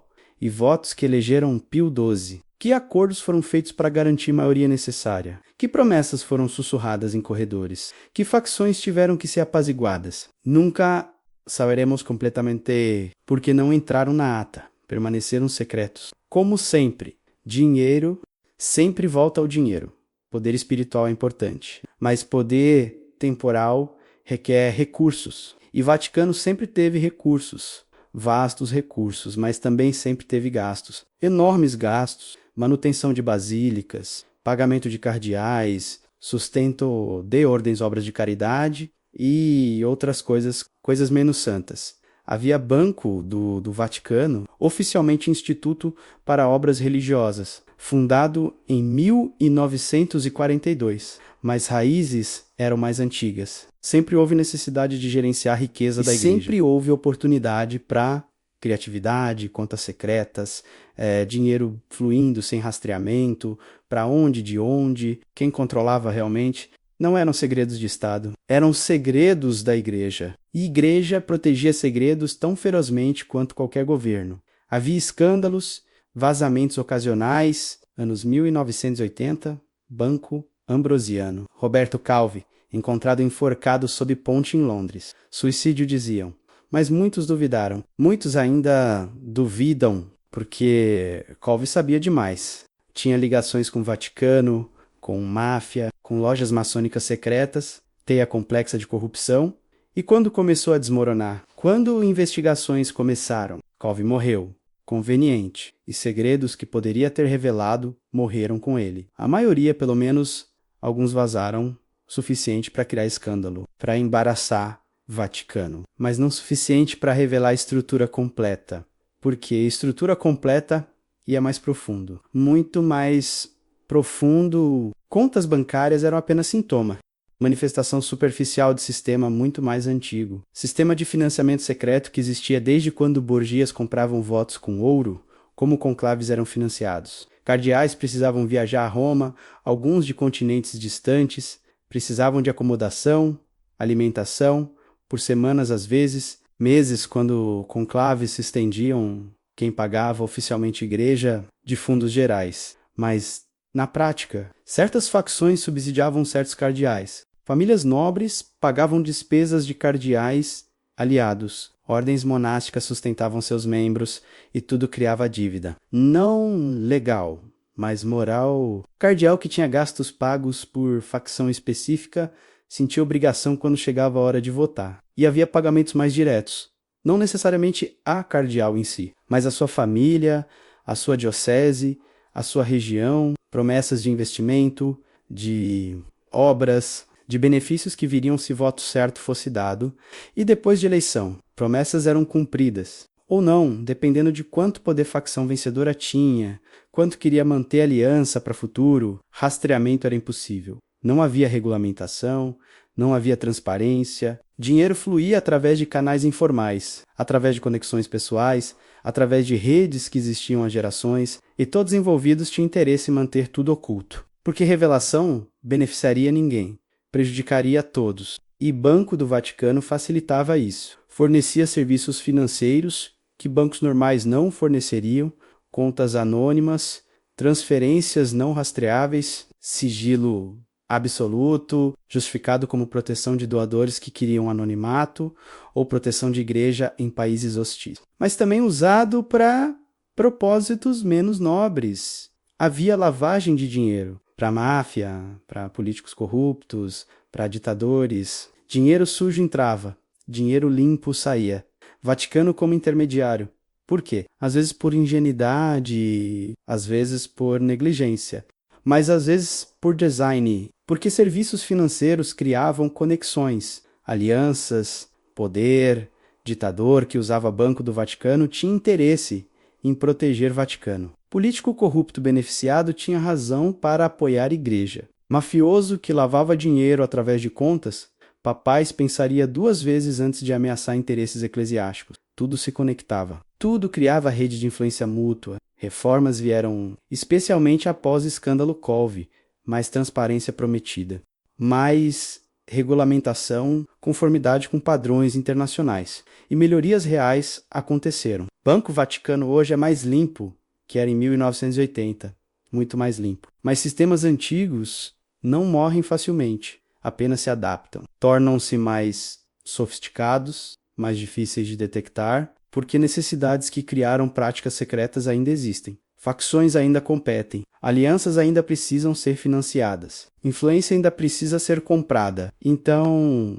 métodos mudam, contas bancárias diretas demais usam fundações, instituições de caridade que tecnicamente são independentes, mas na prática servem objetivos faccionais. Doações fluem através dessas fundações. Totalmente legais, totalmente transparentes em papel, mas propósito real permanece oculto. E criptomoedas, era digital, criam novas possibilidades, novas formas de transferir valor anonimamente, novas formas de financiar operações secretas. Vaticano é conservador, lento para adotar nova tecnologia, mas forças dentro dele, algumas são muito modernas, muito tecnologicamente sofisticadas. Não sugerindo que Vaticano oficial usa Bitcoin para operações encobertas, mas sugerindo que indivíduos dentro de Vaticano, facções com agenda própria, poderiam usar ferramentas modernas para propósitos antigos. E quem saberia? Quem investigaria? Quem teria autoridade para expor? Futuro me imagine próximo conclave, talvez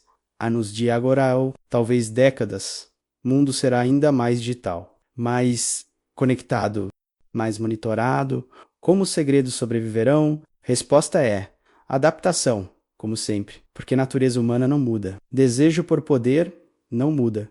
Só ferramentas mudam, e aqueles que buscam poder aprendem a usar novas ferramentas, enquanto outros ainda estão tentando entender velhas. Comunicação já mudou dramaticamente. Cardeais não precisam mais de mensageiros noturnos, têm e-mail, chamadas criptografadas, apps de mensagem com criptografia ponta menos a menos ponta. Podem coordenar instantaneamente através de continentes sem deixar rastro físico ou deixam, porque comunicação digital deixa rastro, metadados, logs de servidor, backups em nuvem, nada é verdadeiramente deletado, tudo é potencialmente recuperável. Para aqueles com conhecimento técnico, com recursos suficientes, então criarão-se novos métodos, burner phones, comprados com dinheiro, usados uma vez, destruídos, apps que autodeletam mensagens após leitura, redes VPN que mascaram localização, Tor para anonimato adicional.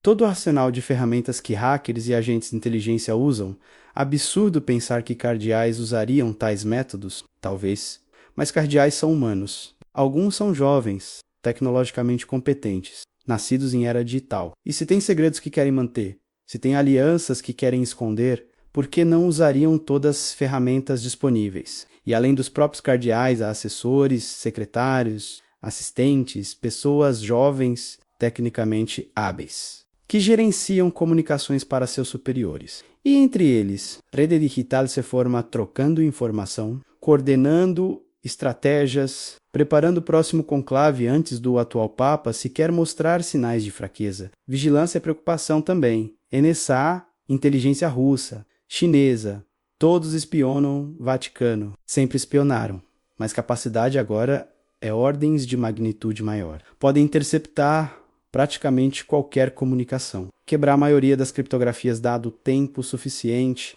saber quem fala com quem, quando, sobre o quê. Então, contramedidas precisam ser sofisticadas. Não apenas tecnologia, mas também disciplina operacional. Nunca discutir assuntos sensíveis por telefone, mesmo criptografado, porque metadados sozinhos revelam muito. Padrão de comunicação pode indicar aliança mesmo se o conteúdo é secreto. Reuniões físicas voltam a ser importantes. Paradoxo de era digital. Quanto mais tudo é monitorado eletronicamente, mais valioso se torna encontro face a face em local varrido para dispositivos. Jardins do Vaticano, capela privada, lugares onde conversas podem acontecer sem registro digital. Mas mesmo lá, há riscos. Microfones direcionais de longa distância, lasers que detectam vibração em vidros de janela e reconstruem conversas, drones miniaturizados com câmeras. Tecnologia de vigilância avançou tanto que privacidade real é quase impossível. Quase, mas não completamente, porque contramedidas também avançam, geradores de ruído branco, janelas com proteção contra laser, detectors de frequência de rádio. Guerra entre vigilância e contra-vigilância continua. Corrida armamentista tecnológica acontecendo nas sombras do Vaticano. E dentro do conclave em si, ainda há isolamento. Capela Sistina ainda é fechada. Cardeais ainda são cortados de mundo exterior. Mas são realmente, em era de smartphones microscópicos, de dispositivos de comunicação disfarçados, de tecnologia tão pequena que pode ser escondida em qualquer lugar. Segurança varre cardeais antes de entrar. Detectores de metal. Scanners. Mas tecnologia evolui. Dispositivos ficam menores. Mais difíceis de detectar. E sempre há risco de insider. Segurança que é leal à facção específica. Que deixa passar dispositivo. Que olha para outro lado. E se facção consegue colocar dispositivo de comunicação dentro de conclave? Pode coordenar em tempo real, receber atualizações sobre desenvolvimentos externos, ajustar a estratégia dinamicamente. Vantagem enorme sobre facções que estão verdadeiramente isoladas. Provável que aconteça? Difícil dizer. Vaticano não divulga detalhes de segurança, não admite vulnerabilidades. Então, especulação é tudo que temos. Mas especulação baseada em entendimento de natureza humana, de história de conclaves. De fato que onde há poder em jogo, pessoas encontram formas de trapacear. E além de comunicação à informação, Big Data, análise de redes sociais, perfis psicológicos de cada cardeal, construídos através de anos de monitoramento de suas declarações públicas, seus escritos, seus padrões de comportamento, alimentados em algoritmos de inteligência artificial, que preveem como votarão, como podem ser influenciados. Quem tem acesso a tais análises tem poder de conhecer fraquezas, poder de personalizar a abordagem para cada cardeal individual. Não mais táticas genéricas, mas microtargeting, como em campanha política moderna, mas aplicada a conclave papal, distópico, talvez, mas também inevitável. Se tecnologia existe, será usada por alguém. E corrida é para ser primeiro, para ter vantagem informacional. Por quê? Em jogo de poder, informação sempre foi arma definitiva. E agora há mais informação disponível que nunca para aqueles que sabem como coletá-la, analisá-la, aplicá-la. A igreja sempre teve tensão entre mudança e continuidade, entre adaptação ao mundo moderno e preservação de tradição antiga. E essa tensão se manifesta intensamente em conclaves. Havia sempre facção reformadora, querendo que a igreja evoluísse, abordasse temas modernos e tornasse-se mais relevante para o mundo contemporâneo, mais inclusiva, mais aberta, mais progressiva. E havia a facção tradicionalista, querendo que a igreja permanecesse fiel a ensinamentos antigos, resistisse a modismos temporais, preservasse doutrina imutável, mantivesse-se como rocha firme em meio ao mundo cambiante. Ambas acreditavam estar certas, ambas tinham argumentos válidos, ambas podiam citar escrituras, santos, tradição, para apoiar sua posição.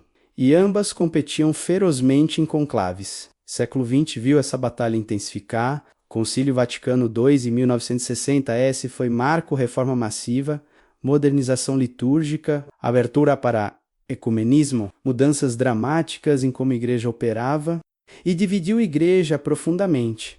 Alguns celebravam, via como renovação necessária, como a igreja finalmente se juntando ao século XX, outros lamentavam. Viam como traição, como abandono de tradição sagrada, e divisão persiste até hoje, décadas depois, e conclaves refletem essa divisão. Cardeal progressista versus conservador, cada lado tentando eleger papa que moverá a igreja em sua direção. E resultado frequentemente é compromisso. Papa que não é totalmente reformador, nem totalmente tradicionalista, que tenta equilibrar, agradar ambos lados. E frequentemente não agrada nenhum completamente, mas às vezes um lado vence decisivamente. Conclave de 2013 elegeu Francisco, Papa argentino, jesuíta, conhecido por posições progressivas, por foco em pobres, em justiça social, em reforma da cúria. Reformadores celebraram tradicionalistas. Não tanto, e desde então, tensão tem sido palpável. Francisco implementou mudanças, nomeou cardeais que compartilham sua visão, gradualmente mudando composição de colégio cardinalício, garantindo que próximo conclave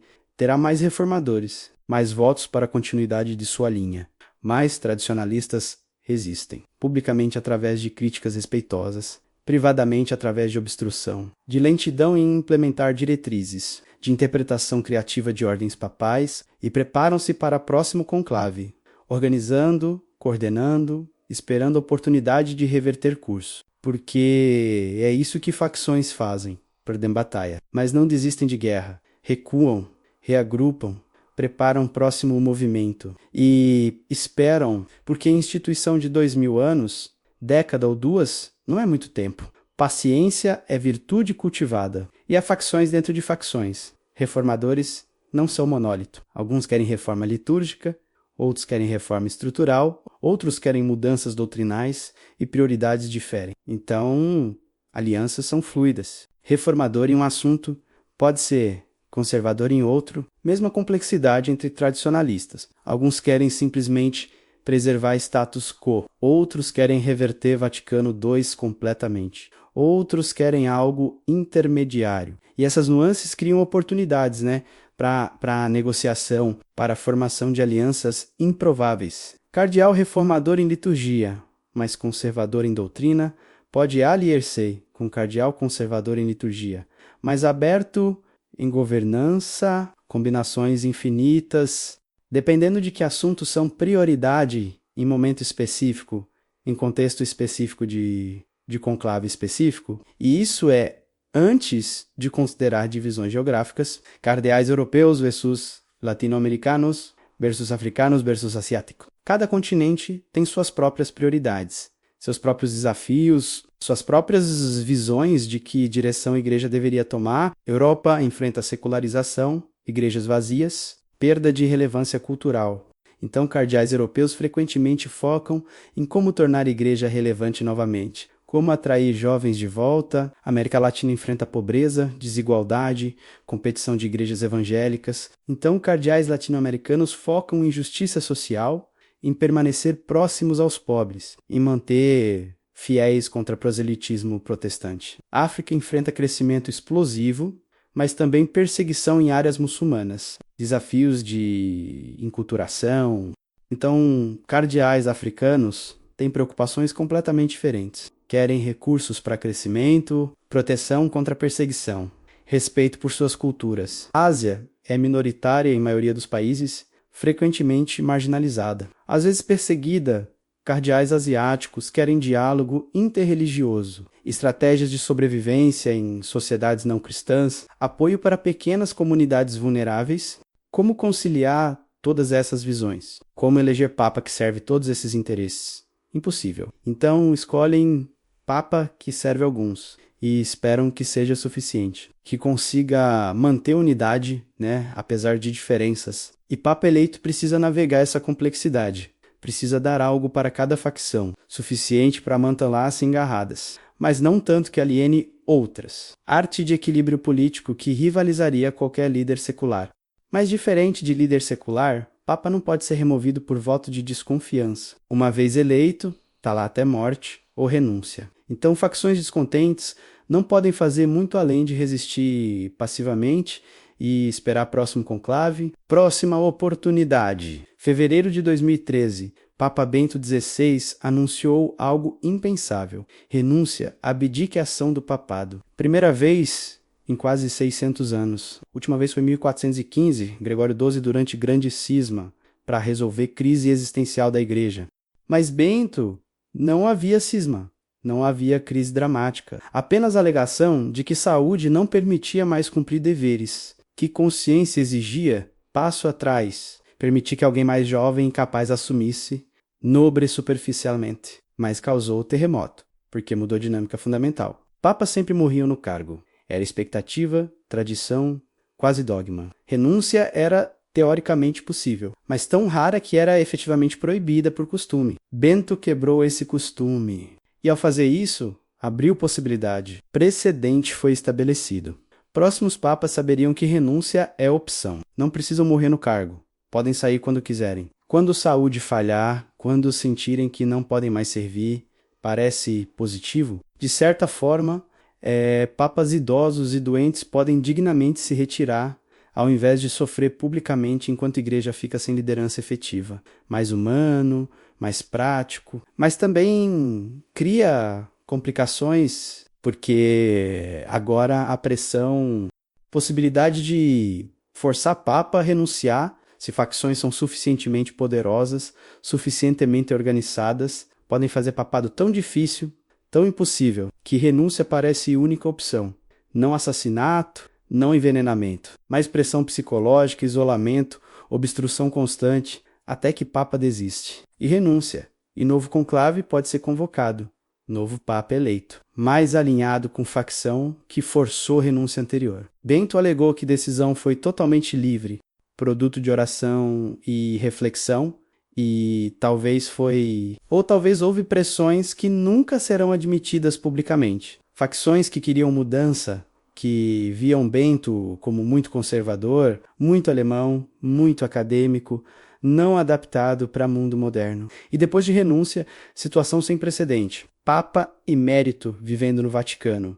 Enquanto o novo Papa governa, 2 homens em branco, tecnicamente apenas um é Papa, mas simbolicamente, estranheza, potencial para confusão, para facções invocarem Papa emérito contra Papa atual. Até agora isso não aconteceu. Bento manteve-se discreto, respeitoso, não interferiu com Francisco. Mas e próxima vez? E se próximo Papa renunciar, então não concordar com o sucessor, e se decidir falar, criar cisma não através de reivindicação de papado, mas através de crítica pública, possibilidades perturbadoras, e facções certamente consideraram todas elas, planejaram cenários, desenvolveram estratégias para aproveitar ou mitigar conforme interesses, e renúncia também afeta cálculo de conclave. Antes, cardeais votando sabiam que estavam escolhendo o Papa para o resto de sua vida, potencialmente décadas. Então pensavam cuidadosamente, queriam escolher bem, porque viveriam com consequências por muito tempo. Mas se renúncia à opção, se Papa insatisfatório pode ser pressionado a sair após alguns anos. Então o cálculo muda. Risco de escolha ruim diminui, possibilidade de correção existe. Então talvez votam mais ousadamente, experimentam, escolhem cardeal menos óbvio, sabendo que se não funcionar, a saída. Ou o inverso, talvez ficam mais conservadores, escolhem papa mais velho, mais tradicional, sabendo que pontificado será curto de qualquer forma, e podem fazer escolha mais progressiva no próximo conclave. estratégia de longo prazo através de múltiplos papas, múltiplos conclaves, infinitas possibilidades estratégicas, abertas por precedente de Bento, e facções explorarão todas. Em busca de vantagem, em busca de poder, como sempre fizeram, como sempre farão. Detalhe pequeno, mas simbolicamente importante. Como o Papa é anunciado ao mundo? Fumaça, branca para eleição, preta para não eleição. Tradição antiga, simples, mas carregada de significado. Como funciona? Cédulas são queimadas, em fogão especial na Capela Sistina. Tubo leva fumaça para fora, sobe pela chaminé, emerge sobre telhado, visível para a multidão esperando na Praça São Pedro.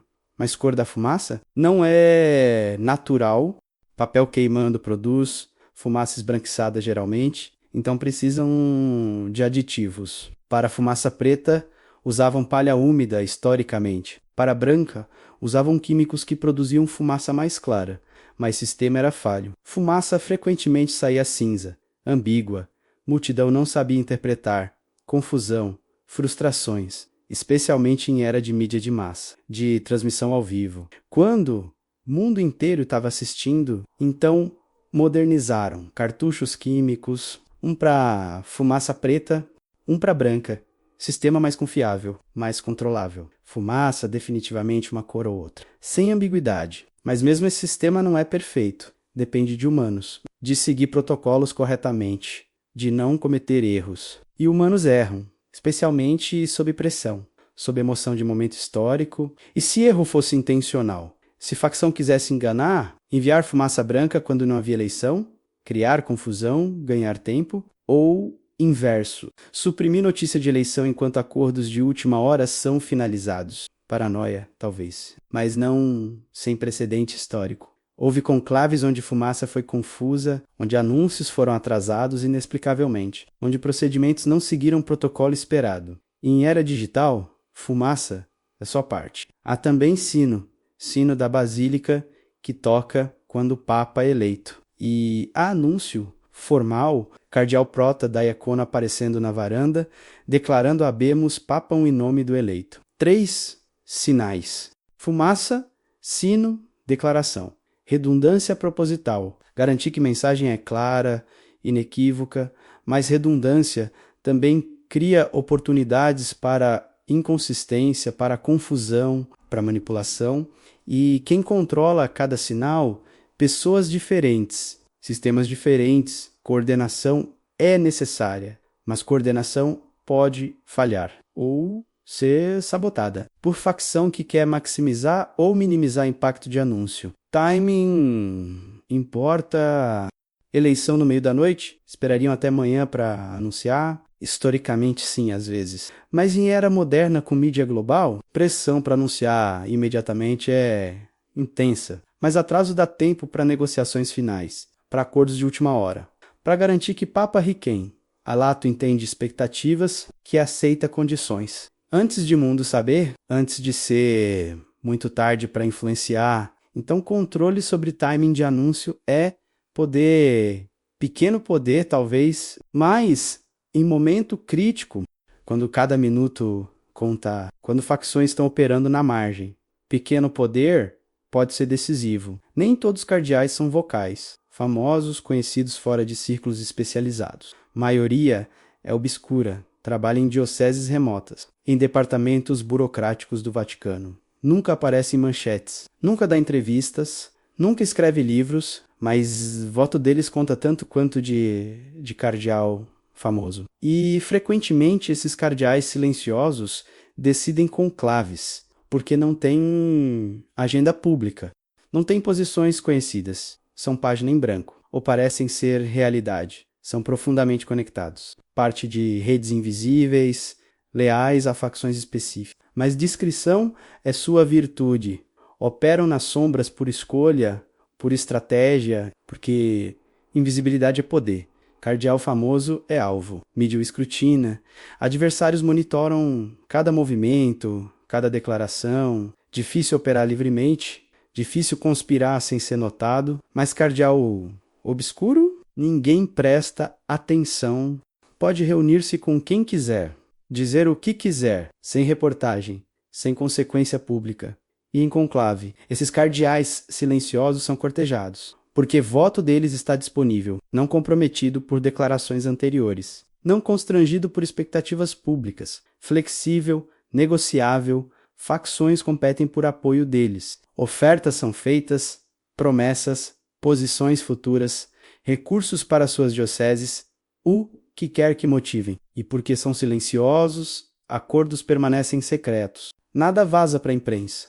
Nada cria escândalo. E alguns desses cardeais são realmente sem opinião forte, genuinamente abertos. Votarão conforme consciência quando o momento chegar, mas outros têm lealdades profundas a rendas ocultas. Apenas jogam papel de abertos para maximizar o valor de seus votos. Arte de negociação. Fazer-se disponível. Escutar ofertas, comparar, escolher melhor negócio e então votar conforme acordado e ninguém além das partes envolvidas, sabe? Porque silêncio protege todos. E há cardeais silenciosos que são realmente poderosos, que controlam facções inteiras, mas preferem operar através de proxies. Deixar outros serem rosto público, enquanto eles puxam cordas por trás, exercem influência real, sem glória aparente. Por que alguém escolheria isso? Por que não buscar holofotes? Porque holofotes trazem escrutínio, trazem inimigos, trazem pressão. Mas poder nas sombras? Poder sem reconhecimento é mais seguro, mais durável, mais eficaz frequentemente. E quando o conclave termina? Quando o Papa é eleito, cardeais silenciosos voltam à obscuridade. Ninguém analisa como votaram. Ninguém questiona seus motivos. Simplesmente desaparecem de atenção pública. Até próximo conclave, quando o ciclo se repete. Mas entre conclaves, continuam trabalhando, construindo redes, acumulando favores, posicionando-se para próximo round, porque sabem que papas morrem ou renunciam agora. E próximo conclave sempre vem. Apenas questão de quando... E assim chegamos ao fim desta jornada através de séculos, através de conclaves, através de sombras onde o poder real reside. O que aprendemos? Que história oficial é apenas fração da verdade, que por trás de cada papa eleito há votos não contados, acordos não revelados, forças invisíveis moldando o resultado. Isso torna a igreja corrupta? Não necessariamente. Torna humana, porque política é humana, luta por poder é humana. E mesmo a instituição divina é administrada por humanos, com todas as fraquezas, ambições, falhas que isso implica, mas também com grandeza, porque apesar de tudo, apesar de conspirações e manipulações, apesar de envenenamentos e traições, igreja sobreviveu por 2000 anos, adaptou-se, evoluiu, manteve relevância, talvez porque sistema de sombras funciona. Talvez porque forças invisíveis equilibram-se mutuamente, previnem qualquer facção de dominar completamente, criam estabilidade através de tensão, como músculos opostos mantendo o corpo ereto. Ou talvez apesar de talvez espiritualidade genuína de bilhões de fiéis supera a política de centenas de cardeais. Talvez fé real das pessoas comuns é fundação mais forte que qualquer conspiração pode minar. Ambos podem ser verdade, paradoxos podem coexistir, luz e sombra, divino e humano, sagrado e profano, tudo misturado.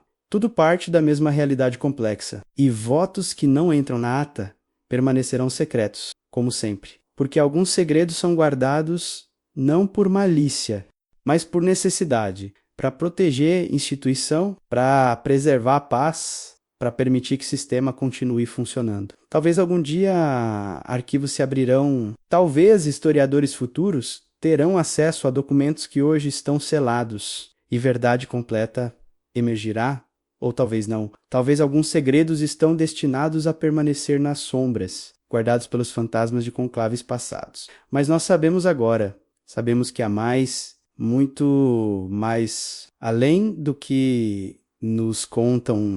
Sabemos procurar nas lacunas, nos silêncios, nas inconsistências, porque aí é onde verdade se esconde, não em proclamações oficiais, mas nos espaços entre elas. E próximo conclave, quando vier, assistiremos com novos olhos. Não apenas à fumaça branca, mas às forças invisíveis que a produzem. Não apenas ao nome anunciado, mas aos votos secretos que o elegeram. Não apenas ao Papa entronizado, mas aos poderes nas sombras que o controlam.